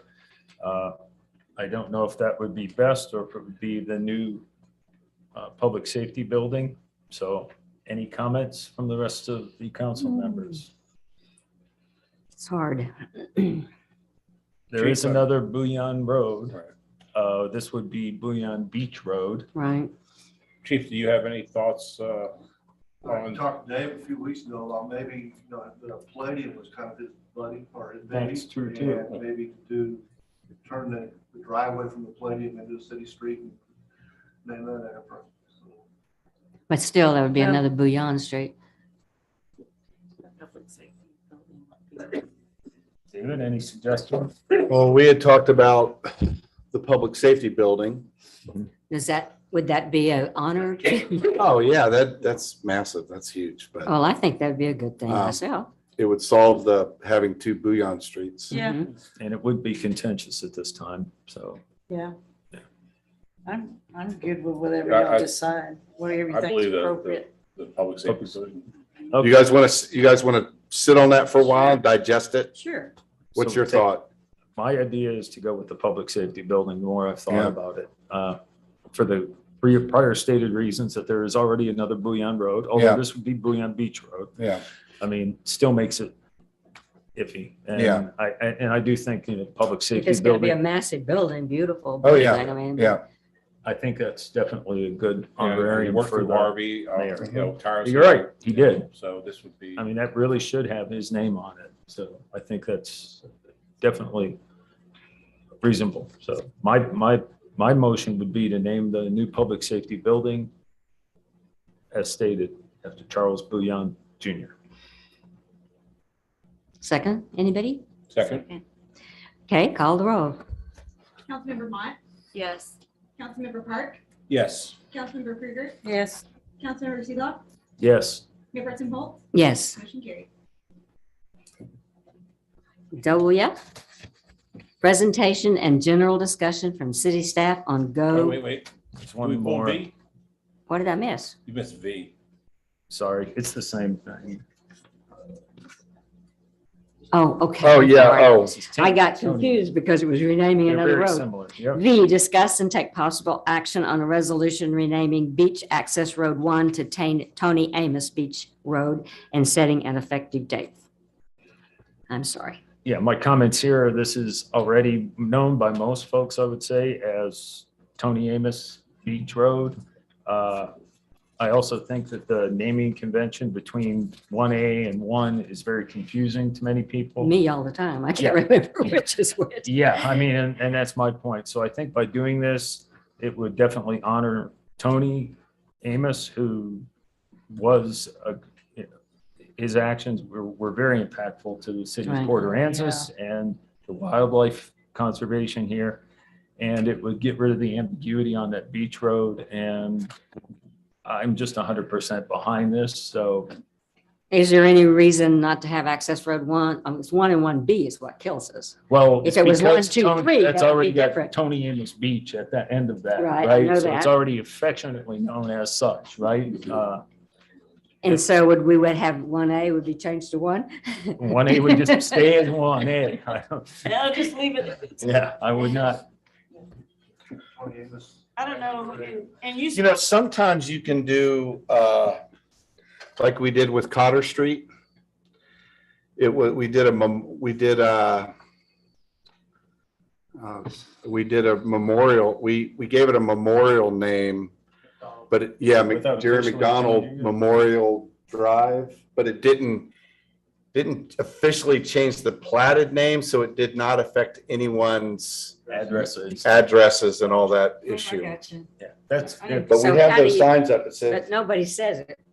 no, you're right. No But one, would they no not one, do Tony Amos Beach? yeah, no one refers to Cotter as, you're Jerry right. McDonald? It's not as it's not a true change, but But it's a way to do it without. How many more addresses legal are on Tony Amos Road? Because I did take that into account, and Not many. I don't know if there's any really on that road. Are maybe Sunflower Real Estate Office? It might be very few. Not as many as are on 1A. No, Yes. and not as many as on the street you were talking about.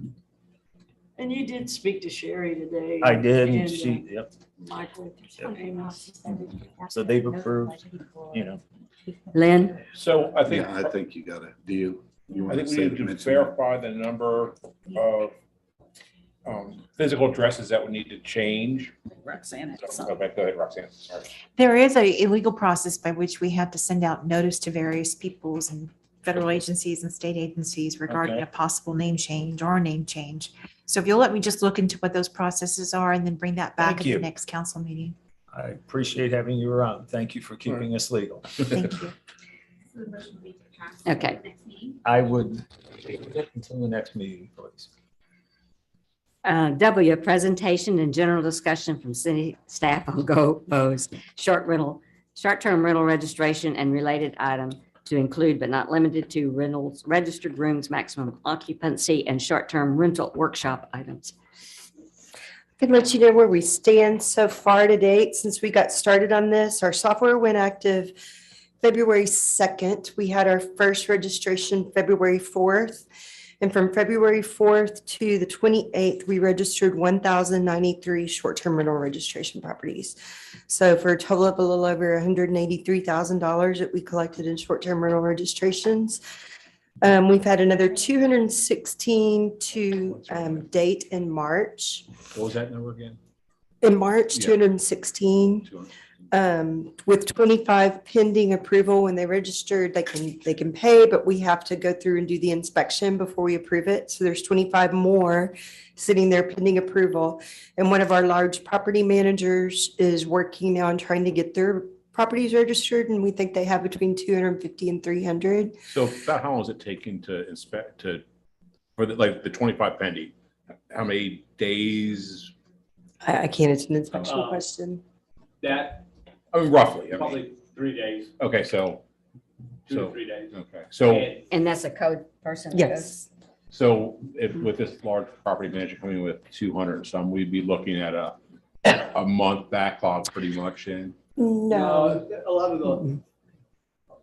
of the larger ones like the Dunes and some of the others won't go through the same process. Because And, they're, and we won't hold them up. Our goal is to try to capture them now, right, but they're coming in such big blocks. right, That it's a little bit harder than when it's coming in 1 and 2s every. right. So we're not, one of the commitments is we're not gonna hold up them being. Well, no, I understand that, but I Are these just mainly the management companies getting theirs registered or? Most of the management companies are registered. Everything we have here, we anticipate being around 1,600 by the end of the month. But a lot of those are not management companies. Some of them are singles and different things, but a lot are management companies. But everything right now to date is voluntary compliance. so at what We- point here are we going to say, okay, you have, I mean, set a like a definite date, like you have to be registered by this date before we're going to start taking action? They're getting ready to start scrubbing the internet and Okay, starting so going for Well, we non-voluntary actually- compliance. We actually made that date February. Right now, everybody is required to be registered. Right. If But we're obviously giving them some leeway right now because, we are, but we had an incident on a home, the police were called out. It was a rental that wasn't registered. Right. They weren't making any attempts to register. okay, They got cited. okay, So we're not proactively going out searching out the violations, but when they come to our attention. yes, We are Yeah. going to issue because like I said, we don't want to, everybody should be in the process of getting registered. right. And virtually everybody, Darla mentioned the last large property manager is in the works right now. That's the last big block. Okay. So. How many were We think previously we're about registered? halfway. Okay, yeah, that was. Yeah, so we're we thinking- used to we're have thinking we're about 3,000, didn't we? Halfway at what we normally have, and Yeah. that's the ones that we never, ever got. Pre-Harvey, we had about 2,600, Okay. right around 2,600. Post-Harvey, things kind of went, it was AWA. It was very hard to keep a tabs on. That's why we changed the ordinance to an annual calendar year registration, because we had the registration where it was only every 2 years that they had to re-up, and it was on a sliding month. So if you registered in March, you had till March 2 years later to re-register. Very hard to keep track. We had taken the previous software and just tried to tailor it to our needs. It wasn't a true STR software. The STR software in and of itself is fairly new for all these companies. We are working on reports that we're going to have better reporting to you monthly as we go forward. And whether that short-term rental report is going to be added to my report, or if the building department's going to start be doing a report, but we're going to be reporting to you. If you notice, I did add one very quick paper in my report this month, but we're working on trying to get how many bedrooms it is, what has pools, what has a more detailed report for you, but we don't have it all yet. But I think we've made great progress to be sitting at around 1,600. I think it's actually going to be over 1,600 by the end of March, because today's just March 17th. So when does the number get, there's going to be, as I recall, there's like an 800 number that you call for violations or issues, correct? When is that going to be communicated? Well, we got an update today from GovOS. The batch reporting for hot tax collection is ready. They want us to test it some, and I anticipate more training by staff and having that ready by April 1st. They also want us to finalize our script, dot every I, cross every T for the hotline. And I think they're talking about trying to get it active too by April 1st. Right. Okay, so they're ready. They're ready. They've got it. All moving forward then. It is. They've got it ready. They got the majority of the script. They still have a few of the frequently asked questions that they want us to make sure we're in agreement of how they answer. And I think the operative part, and I had a chance to mention this to Councilman Seeloff, we should be able to disaggregate the data into a whole lot of useful reports. Well, because that's something that was asked for by the bedrooms, STR. how many are managed, how many are solos, all of that data. And Darla touched, but the issue, the biggest snag we had in the transition was that when I wrote the short-term rental ordinance in 2016, we were pretty much on the cutting edge of cities that had done it. Mm-hmm. We cobbled together a module of our building permitting software to facilitate the registration. So the biggest snag we had was migrating that data that was less than perfect in the number of fields matched to the new database, that we wanted a lot more fields so that we could have that data when you ask how many bedrooms and how many bathrooms, all of that. Right. Should be So that was the biggest glitch, was converting an apple to an orange. Right. So part of it, this isn't really GovOS, but the sign ordinance, is that for the STRs, is that going okay? Well, they have to get the registration number. Right. to But I the mean, members. but is that, are there any glitches within that portion of it? Not that we're aware of. I mean, nothing that we hadn't experienced in the past, catching somebody that doesn't have their sign up, or a property management company The that right has changed, and the old one's up there. But we haven't really identified much, Okay. that's an issue there. And feedback from the management companies, has it been positive? Is it easy to use system? Is it a difficult to use system? It's a learning curve. I think they're getting better with it. Anything takes learning and training. Sure. And yes, is it perfect? No. Are It's there a lot problems? of Yes. data entry on their It's a lot part. of data entry on their part that they haven't been required to do, so they're never going to want to do that because it's a lot of work on it. I went and talked to two But- of the big companies, I went and talked to Steve, and then I went to talk to Tracy and Marnie. They were good with it, and he wasn't good with it, but he wanted to put all of his in at once or something. It's a lot of, And a lot of one it- by one. Some of our issue was it only allows you to pay for 30 at once. So you can put like 30 properties in your shopping cart and pay for it. That wasn't a GovOS restriction by their software. It's our credit card e-check processor that only allows 30 transactions to go through at once. I got you. So it's working with a few platforms that run underneath the systems that 30 is better sometimes. than one. Right, you you can know. pay for 30 at once, but that's all it would. But let I you pay think for at we'll see a once. little slowdown here now that we're getting to the singles. Right. Mhm. It won't be as fast, because we were hitting the big the big blocks and chunks. for But putting in. overall, very successful is your Yeah. overall assessment. Well, we haven't got to So the point of complaints and who's responsible and all that yet, though, right? And now, Right. and then the other big. The rental piece that- season started. that kind of drove this whole thing was how many are under the radar and how much hot tax we lose out on. That part's now, our focus was getting the registration done, because it's kind of fast track. So now they'll be able to start on the second phase, which is the scrubbing, and then we'll actually be able to see how many that have, because Darla mentioned, all these are voluntary. These are folks that know they need to register, they've been doing it. So the next step is gonna be how many are under the radar, haven't been, and then getting those compliant, and being able to tell you how many we've caught, and going back after hot tax. So the ones that are discovered during the scrubbing, are they going to be cited, or what's the process? My understanding was the process, we were going to contact them, say, we know you're renting, you need to register now, and you have so many days to do it, and if they don't, then we sign them. Okay, Is- so basically there's gonna be a little bit of leniency, but not much. Yeah, I mean, it'll be discretionary,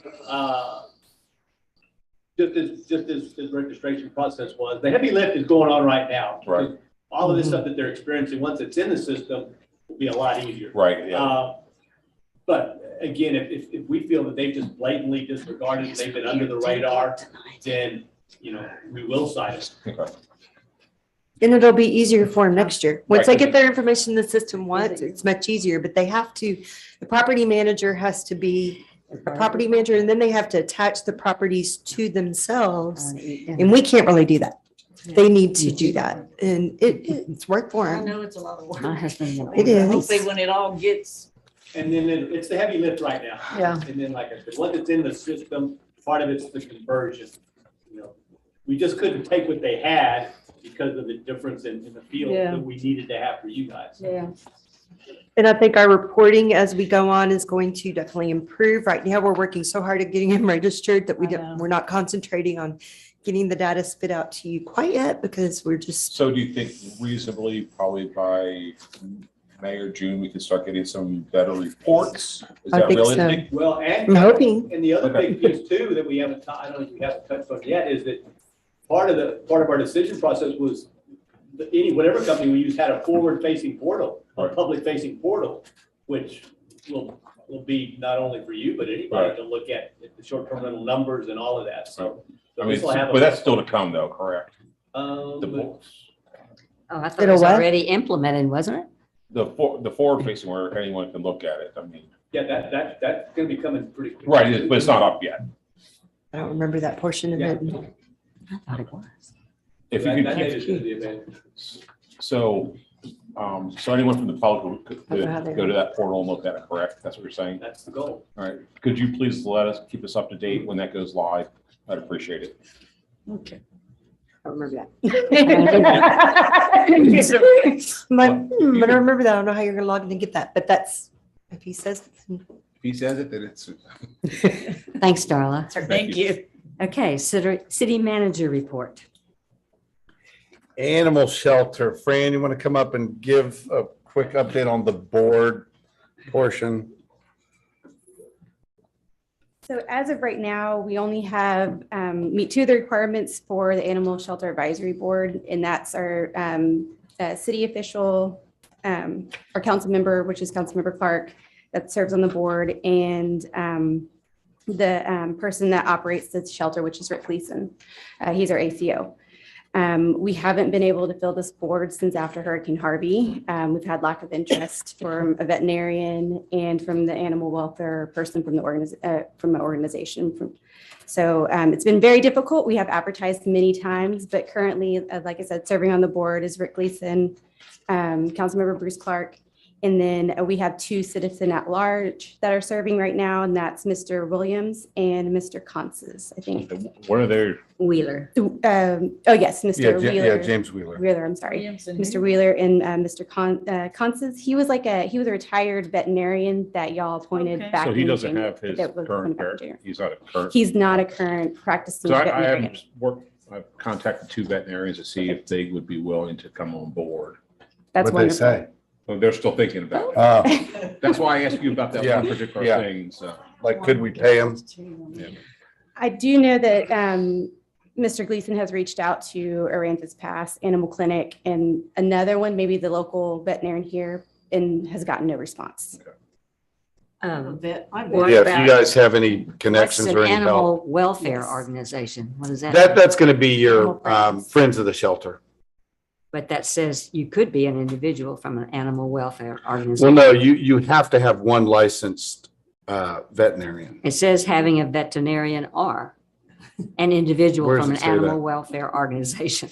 The last sentence, serving on the board. I don't see a or. Where is that? Are you looking at the Is it the state law?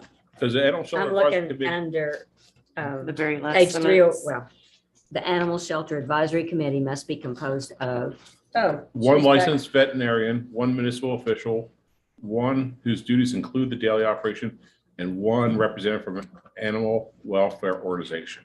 says the board does not currently meet the requirement of having a veterinarian or an individual from an animal welfare. Right, yeah, we're organization. missing two. Two. Yeah. Yeah, we're missing Well, the no, vet she and actually the, lives in Aransas Pass. So I just wondered what an Who's that? animal welfare organization. oh, that's going to She be lives in your, Corpus, but she works. lives in- any nonprofit animal care.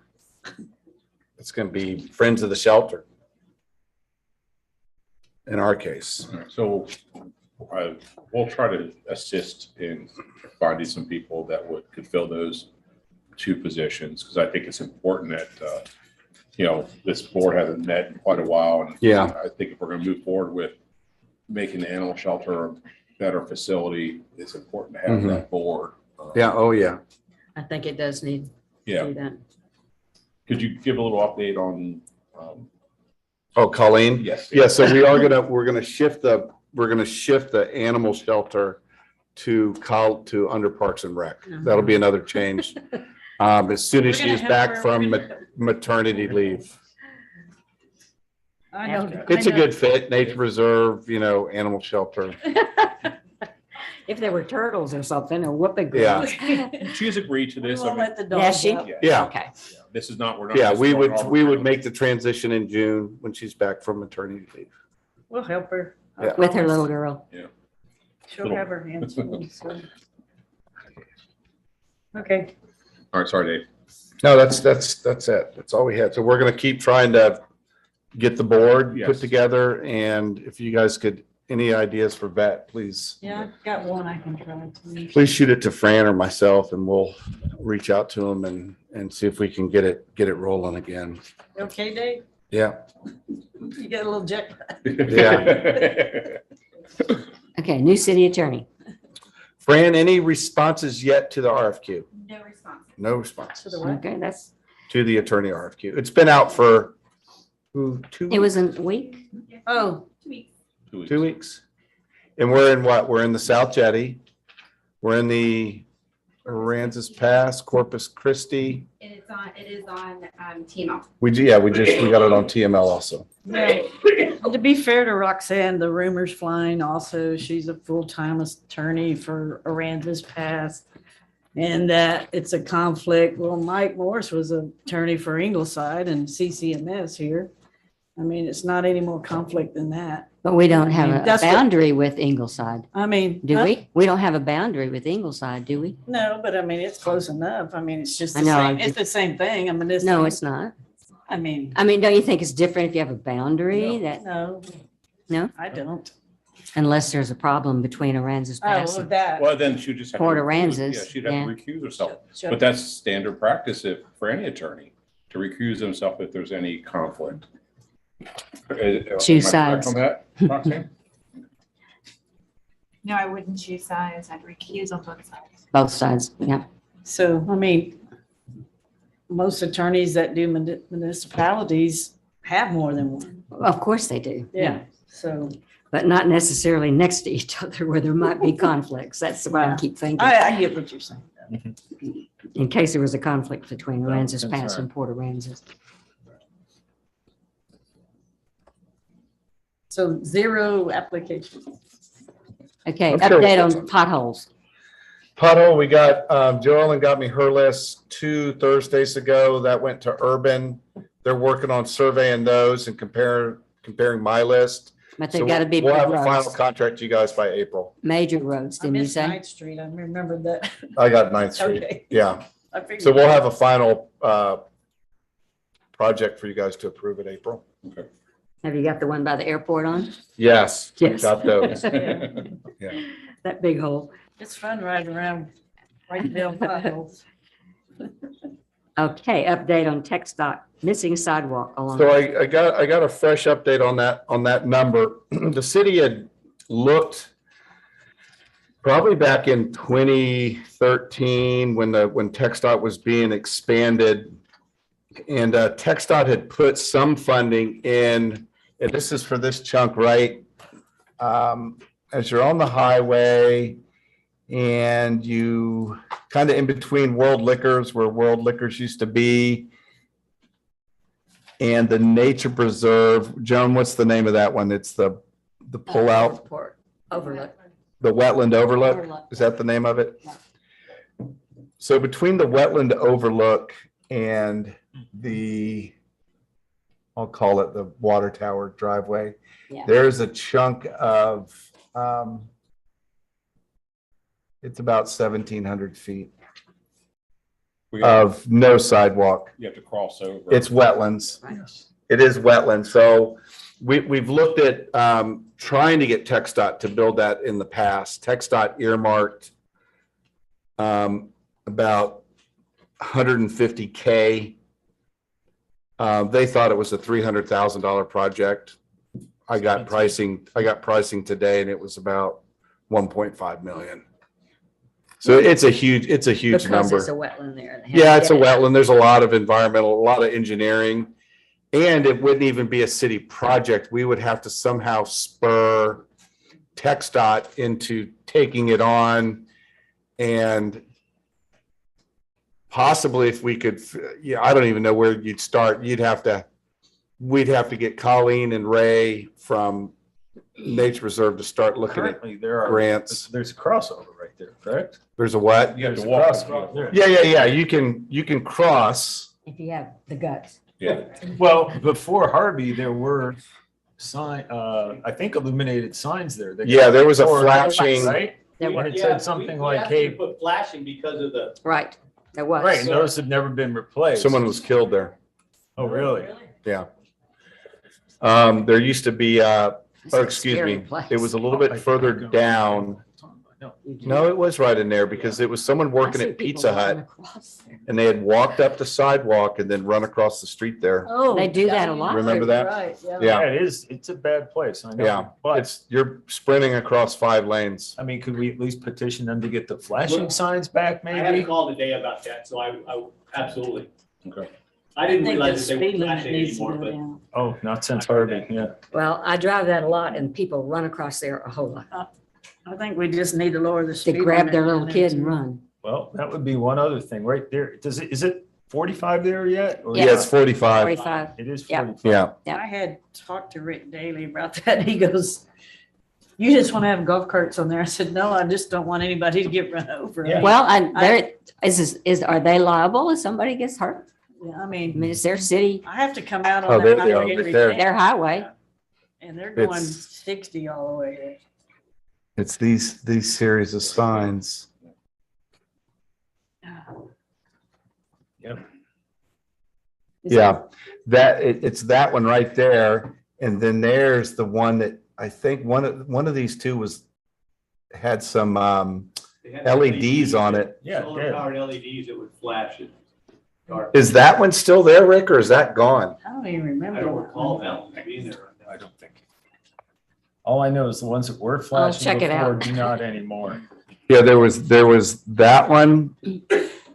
There were a series of two, the yellow cautionary. Well, we'll have to look on that one. But anyway, back to this other project. So there could be about 150K sitting in this TxDOT pot.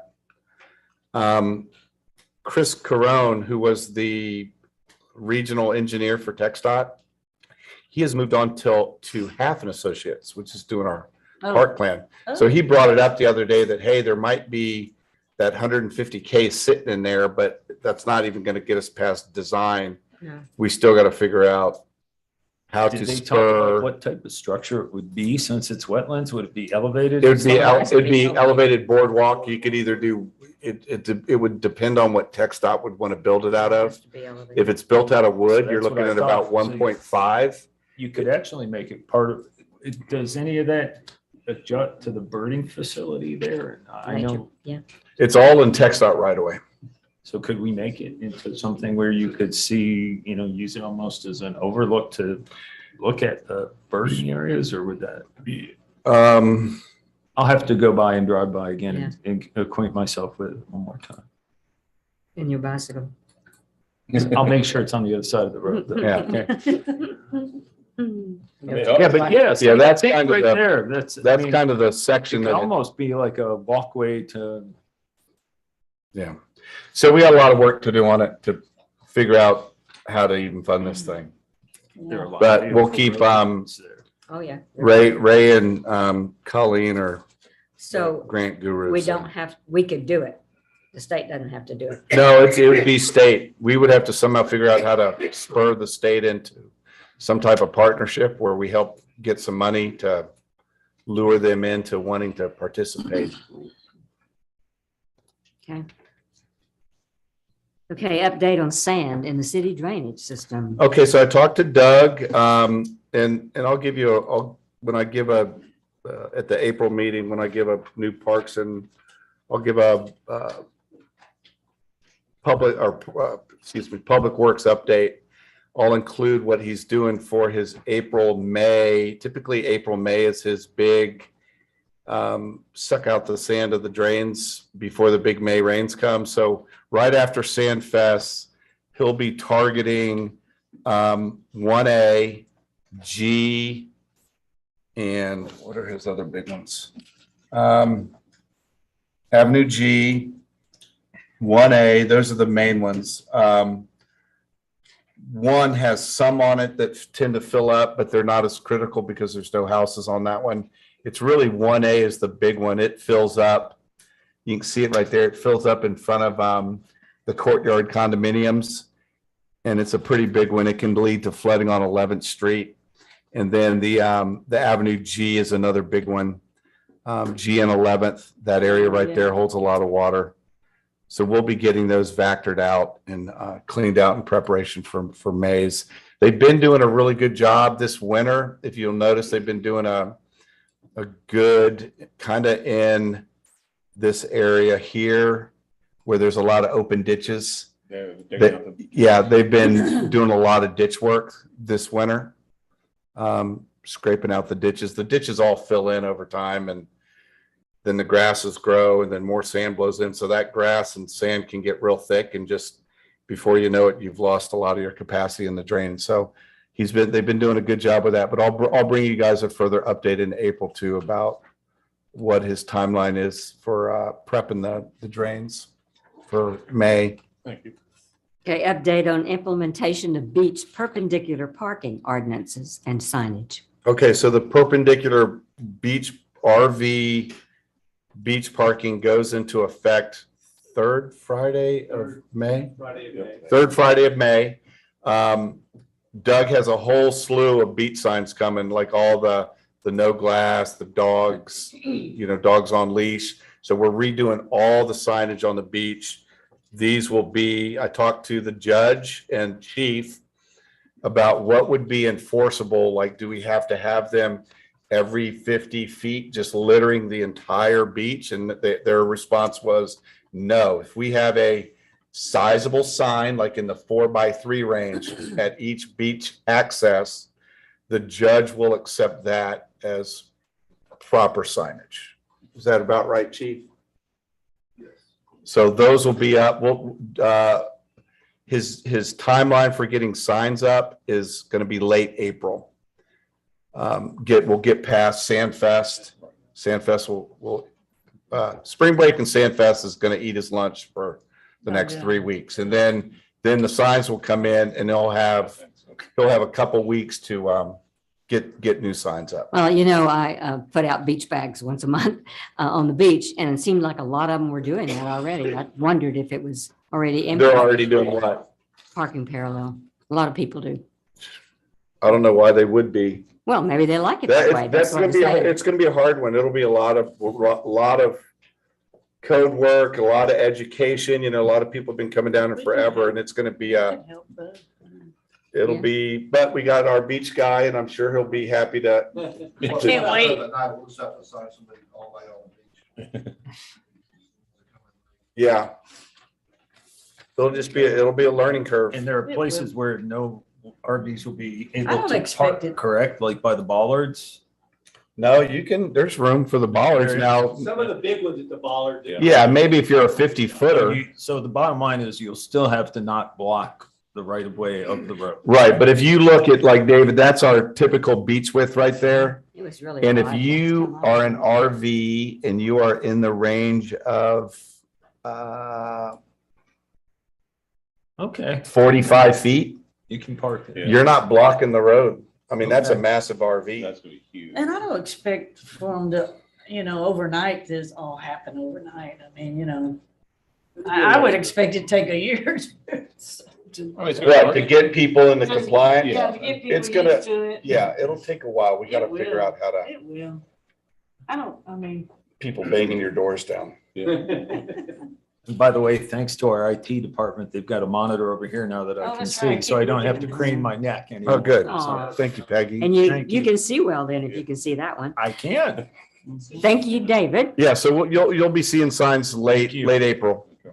Okay, so let's have staff reports. Darla, accounting and finance. And I have your big packet. Yes. I can't even see it on this little Yeah, computer. that's. Right, it's easier to see it when it's handwritten. I have your list here, what I've probably been guilty of in the past. When I come up here and talk about my finance report, I always focus on the economic indicators. The increases, decreases in sales tax, hotel motel, harbor revenues, the things that we feel that kind of give you a synopsis of where we are as a city. But I've never talked about my first pages. And you have the first 22 pages are, each fund has a statement here of the financial. In the top left-hand corner, you'll see the name of the fund. So the first page is general fund. And the first column shows you where we were last year. That's the only column that, if you want me to get rid of that and not show you comparison to last year, but then I'm showing you the year-to-date actual for the current fiscal year, 21-22, and where we went up or down compared to the prior year and what that percentage change was. Then the next column shows you your annual budget, your variance. The only thing I don't think I'm giving you is a remaining budget percentage. But I think everything else you asked for is there for each fund. Now, if you want more detail, this thing will print out exactly like your budget does, which is going to give you about a 200-page financial report every month. So this is exactly the report I brought from my previous year, previous city, because our council really liked it because it gave them one page for each fund. So it shows you your total revenues. Your second column shows you in the general fund that we've collected 7.9 million so far this year in the general fund.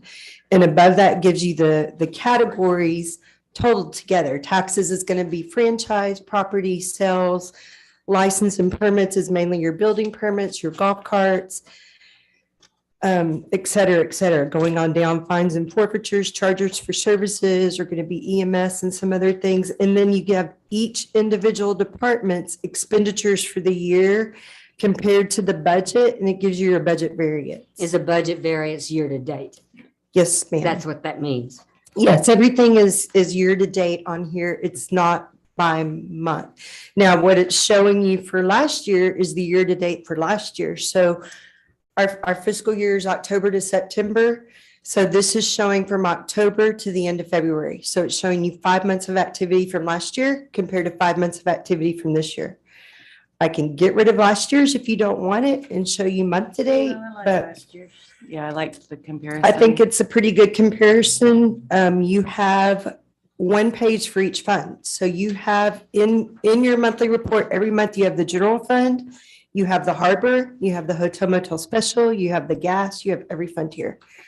And so the bottom line, the beginning fund balance is what was left over from last year? Yes, ma'am. So the beginning fund balance left over from last year was like 8.4. So far, we're 3.9 million in the black, if you will, from the general fund. So we've got about 12.4 left. City governments are not like a normal corporation where you get your revenues throughout the year in a normal spread. Your property taxes, which is your majority of your revenue, are paid in the months of October, November, and December, because if they're not paid by January 31st, they're delinquent. Right. So you just get it one time and then you have to. Right, you get it one time and then you have to cash flow it throughout the rest of the year. So you have that in there for every fund. If you want a different presentation, Tina, you and I could work together. If you don't care for it, we can change it to whatever you as a council would like to see. But I think all the information that you've asked for, because I got a copy of your list, is there. It's there, yeah. It's there. So then their next page is your 24th page of my report is the pooled cash report. Don't have to give this if you don't want it, but this shows you the cash in bank that we have. And it shows you the first part of that claim on cash is how much of the cash we have in bank is applicable to each one of those funds. So like the Hurricane Harvey right now has 3.3 million in there because we've been getting some gas advances that haven't been paid yet. We're getting ready to start on those projects. So, you know, these dollar amounts from Hotel Motel Special, 12.4 million, can't go to pay for the police, the fire, the different things. So that's how the cash is allocated to the other funds. That's on page 24. And so your next 4 pages, 24 through page 27, are the pooled cash, showing you the cash and how it's applicable to all the funds.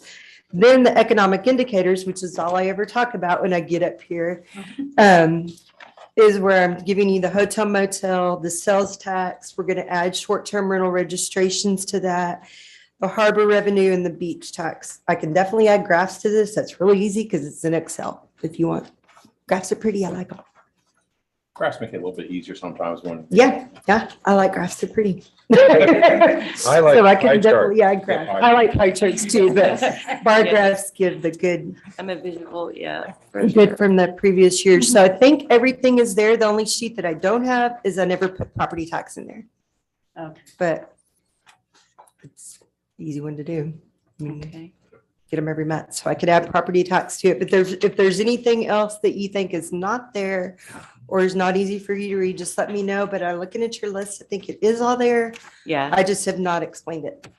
So, Okay. but if you have any Appreciate the questions. explanation. I will email you what I was talking about because your information is all there. Just maybe enhance it like you were talking about. Figure out some way to make it clear.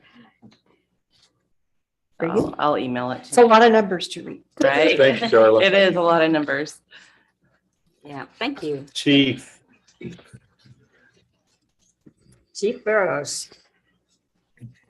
Did you have a good dinner tonight? It wasn't bad. Good. You know, they're serving all the Yes. police visiting And would like to At invite home. y'all every night. We serve between 4:30 and 7:30 and I think in the it's Civic Center. We Yeah. we feed, the community feeds all the local police officers. Feel free to all the stop by. and- visitors. Did they like it? That's Yeah, good. yeah, we've been doing it for, well, longer than I've been here. You used to do it outside. I remember that. So Has anyone done a ride along with the chief? He is. I want to set one up. All right, yeah, good. They're great. Yeah, and this would be a wonderful time to do it. Yeah. He wants to look at all the girls. Yeah. be careful what you ask for. All. Do we get Yeah. refreshments? Okay, go on. 1,700 incidents. Okay, 1,700. So what you got in front of you again are the February numbers and, so still winter time. Spring break is definitely upon us. I think this is probably the biggest crowds I've seen since Harvey, particularly with the traditional breakers, the party groups. But you already had some numbers increasing. So, and part of that, again, it comes back to staffing. Yes. You know, if I put more Yes. officers on the street, you're Because gonna it's just see, you're regular gonna see things, more right. activity, so, Mhm. but we're, No driver's license, that kind of thing, yeah, yeah. so we're at about, 50 arrests so far for spring break. I as only of saw this one morning. golf cart today on the highway. Oh, I saw a bunch of. You saw more than that? I saw a couple. Yeah. Well, I saw a couple pulled over, which was great. Yeah. Yeah. Oh, I saw some people look like they were having trouble getting up and down. I don't know what they were doing. A couple pretty good licks last month. We had one of our officers, we had a game room over by Snappy's that Oh, we yeah. were monitoring them for legality, and one of our officers made a stop on one of the managers leaving the game room and discovered a significant amount of cash on that. We've opened up a felony investigation with the district attorney's office on the gambling operation over there. We do have one gambling charge that we filed so far on the person promoting gambling, on the person that we made the initial arrest on. I mean, she's just a pawn, and there are other players that we're working with to get knocked down also. And then on the 25th, we had a traffic stop for a traffic violation, and the suspect in the car had a parole revocation warrant out for him, and they pulled lots of drugs out of that car also. So that was a pretty good lick. This month, one of the comments that we're seeing is that we haven't had a day yet that we haven't pulled some guns off the beach Guns, for spring break. Oh So my we're God. starting to see some of that activity. but nobody's shooting. Not yet, knock on wood here, Spencer. Knock on wood, But right. the vast majority of the people are still the families, but the party group's expanded. In the last 3, 4, 5 years, it's been about 1/10 of a mile. And this year it's about a mile and a half long. So Wow. it's expanded a little bit. And Any gangbangers? we picked up 5 out of Corpus Tuesday. And I expect we'll see some this weekend from Corpus to San Antonio. Right. The Corpus Christi has a gang injunction, but it doesn't apply to Nueces County. It just applies to the city of Corpus Christi. So the drinking ban has helped in the past on keeping that down, because at 6 o'clock when the alcohol ban goes into effect, and we can go out, target those groups that are Drinking. still having alcohol down there, and they tend to ironically move back into Corpus Christi, and we start getting calls from the Corpus Police Department for help on their beach. Because they don't have such a thing. But I expect the way this week's gone in the weather forecast, the next couple of days, we're going to see pre-Harvey crowds on the beach Friday and Saturday. But if you guys want to do a ride along with Chief, just get in touch with Chief or Fran, and he can like pick you up here and then go do like a 1-hour cruise around. It's pretty cool. Okay. See the action. So we have DPS is helping out, obviously. Yeah, we have Also game wardens, I we guess, have that are helping. DPS is going to be here. We got a small contingency tonight, and then a really large group coming in Friday and Saturday. And then the game wardens are here. They started. They've got, I think, 12 plus supervisors here, and they'll be here Thursday, Friday, and Saturday. And they've also brought a helicopter in if we are Corpus needs an air observation platform. And then TABC has come back. They have been absent the last couple of years, and they're splitting their time. They're primarily been working the cops and shops and been going after the underage people trying to buy drinks or buy alcohol. And they filed a few cases also on adults buying alcohol from minors coming out of so they've been pretty successful in that. In the last 2 days, they've had a small presence on the beach, also helping target the MIPs on the beach. Mhm. So it sounds like fun. Sounds like 3 more days and then it's over. Thank you. You bet.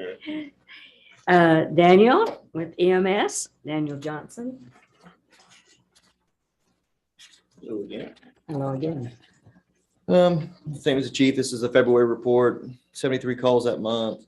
Call volume still up year to date, 21%. So we're still hustling and bustling. 32 transports, we're about, 50% almost on our transports versus calls, which is also up. I broke it down this time on where we went for hospitals, since the hospital's telling you last time that the hospital's been kind of crazy. So we've been trying to break it up. We've been going a lot to Rockport and over to Portland a little bit more. Are they thinning out the hospitals any or? About 3 days ago, I'd say that our major one is Bay Area, and it started thinning out for the first time that we've noticed. I mean, we have a rule inside right now for spring break. If it starts backing up again, then we'll just keep going back over to, because at least that way we get ferry clearance, and that sometimes that 361 backs up. So That increases your response time. Yeah, right? and That's why the response time is increased.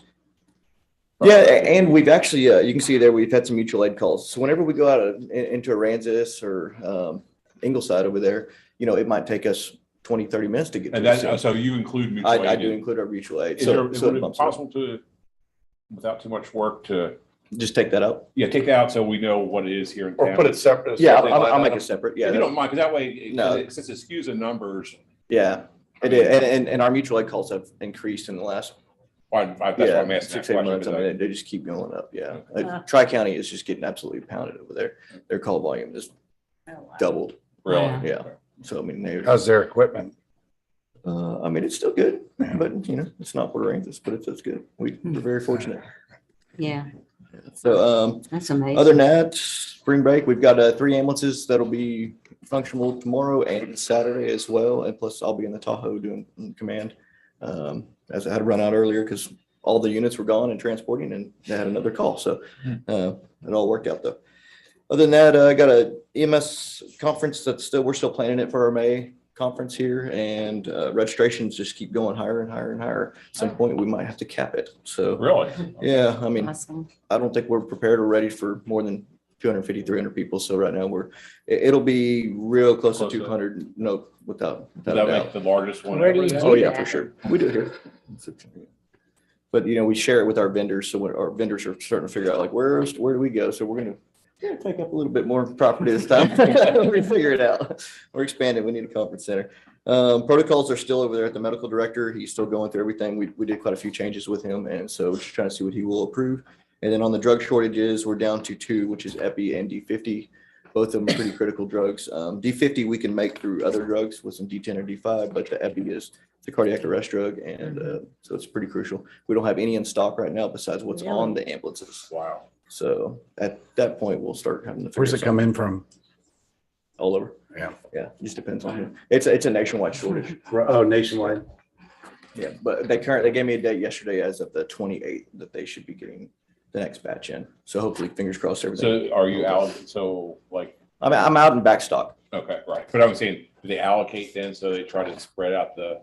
Oh, yeah. I mean, they go off a back order. So, I mean, we've had back order for Okay, that's a why. month or longer. Yeah. So other than that, spring break's just busy. Okay. Yeah. Thank you. Thank you, Dan. Thank you. Okay, fire, Adam Okay. Donato. Fire calls for January, February up about 20% for the year.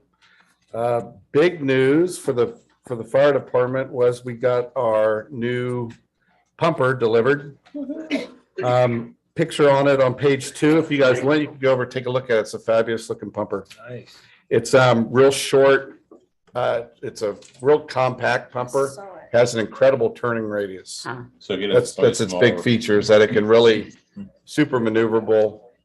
So the crews are working on starting their training on that and working it into the fleet. So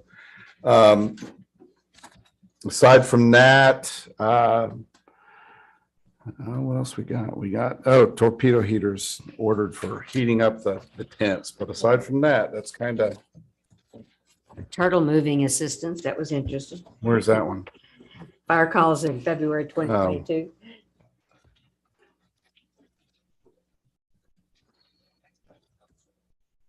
On the last. Yeah, and then there's their training schedule for Uh-huh. the next couple months of 2020. All right. Ah, there's a picture. Beautiful. It is. Yeah. Nice. Very nice. Nice. Okay. So this now to 11, city council comments and items for future considerations. One comment is that Sherry texted me during the meeting and told me the name of the building should not be Junior, it should be Charles R. Leon. Okay, yeah, we'll Okay, get it. Junior is the son, so there's a mistake on that. Okay. Good. I don't have anything. All right. The meeting is over. Is there anybody left? That's okay.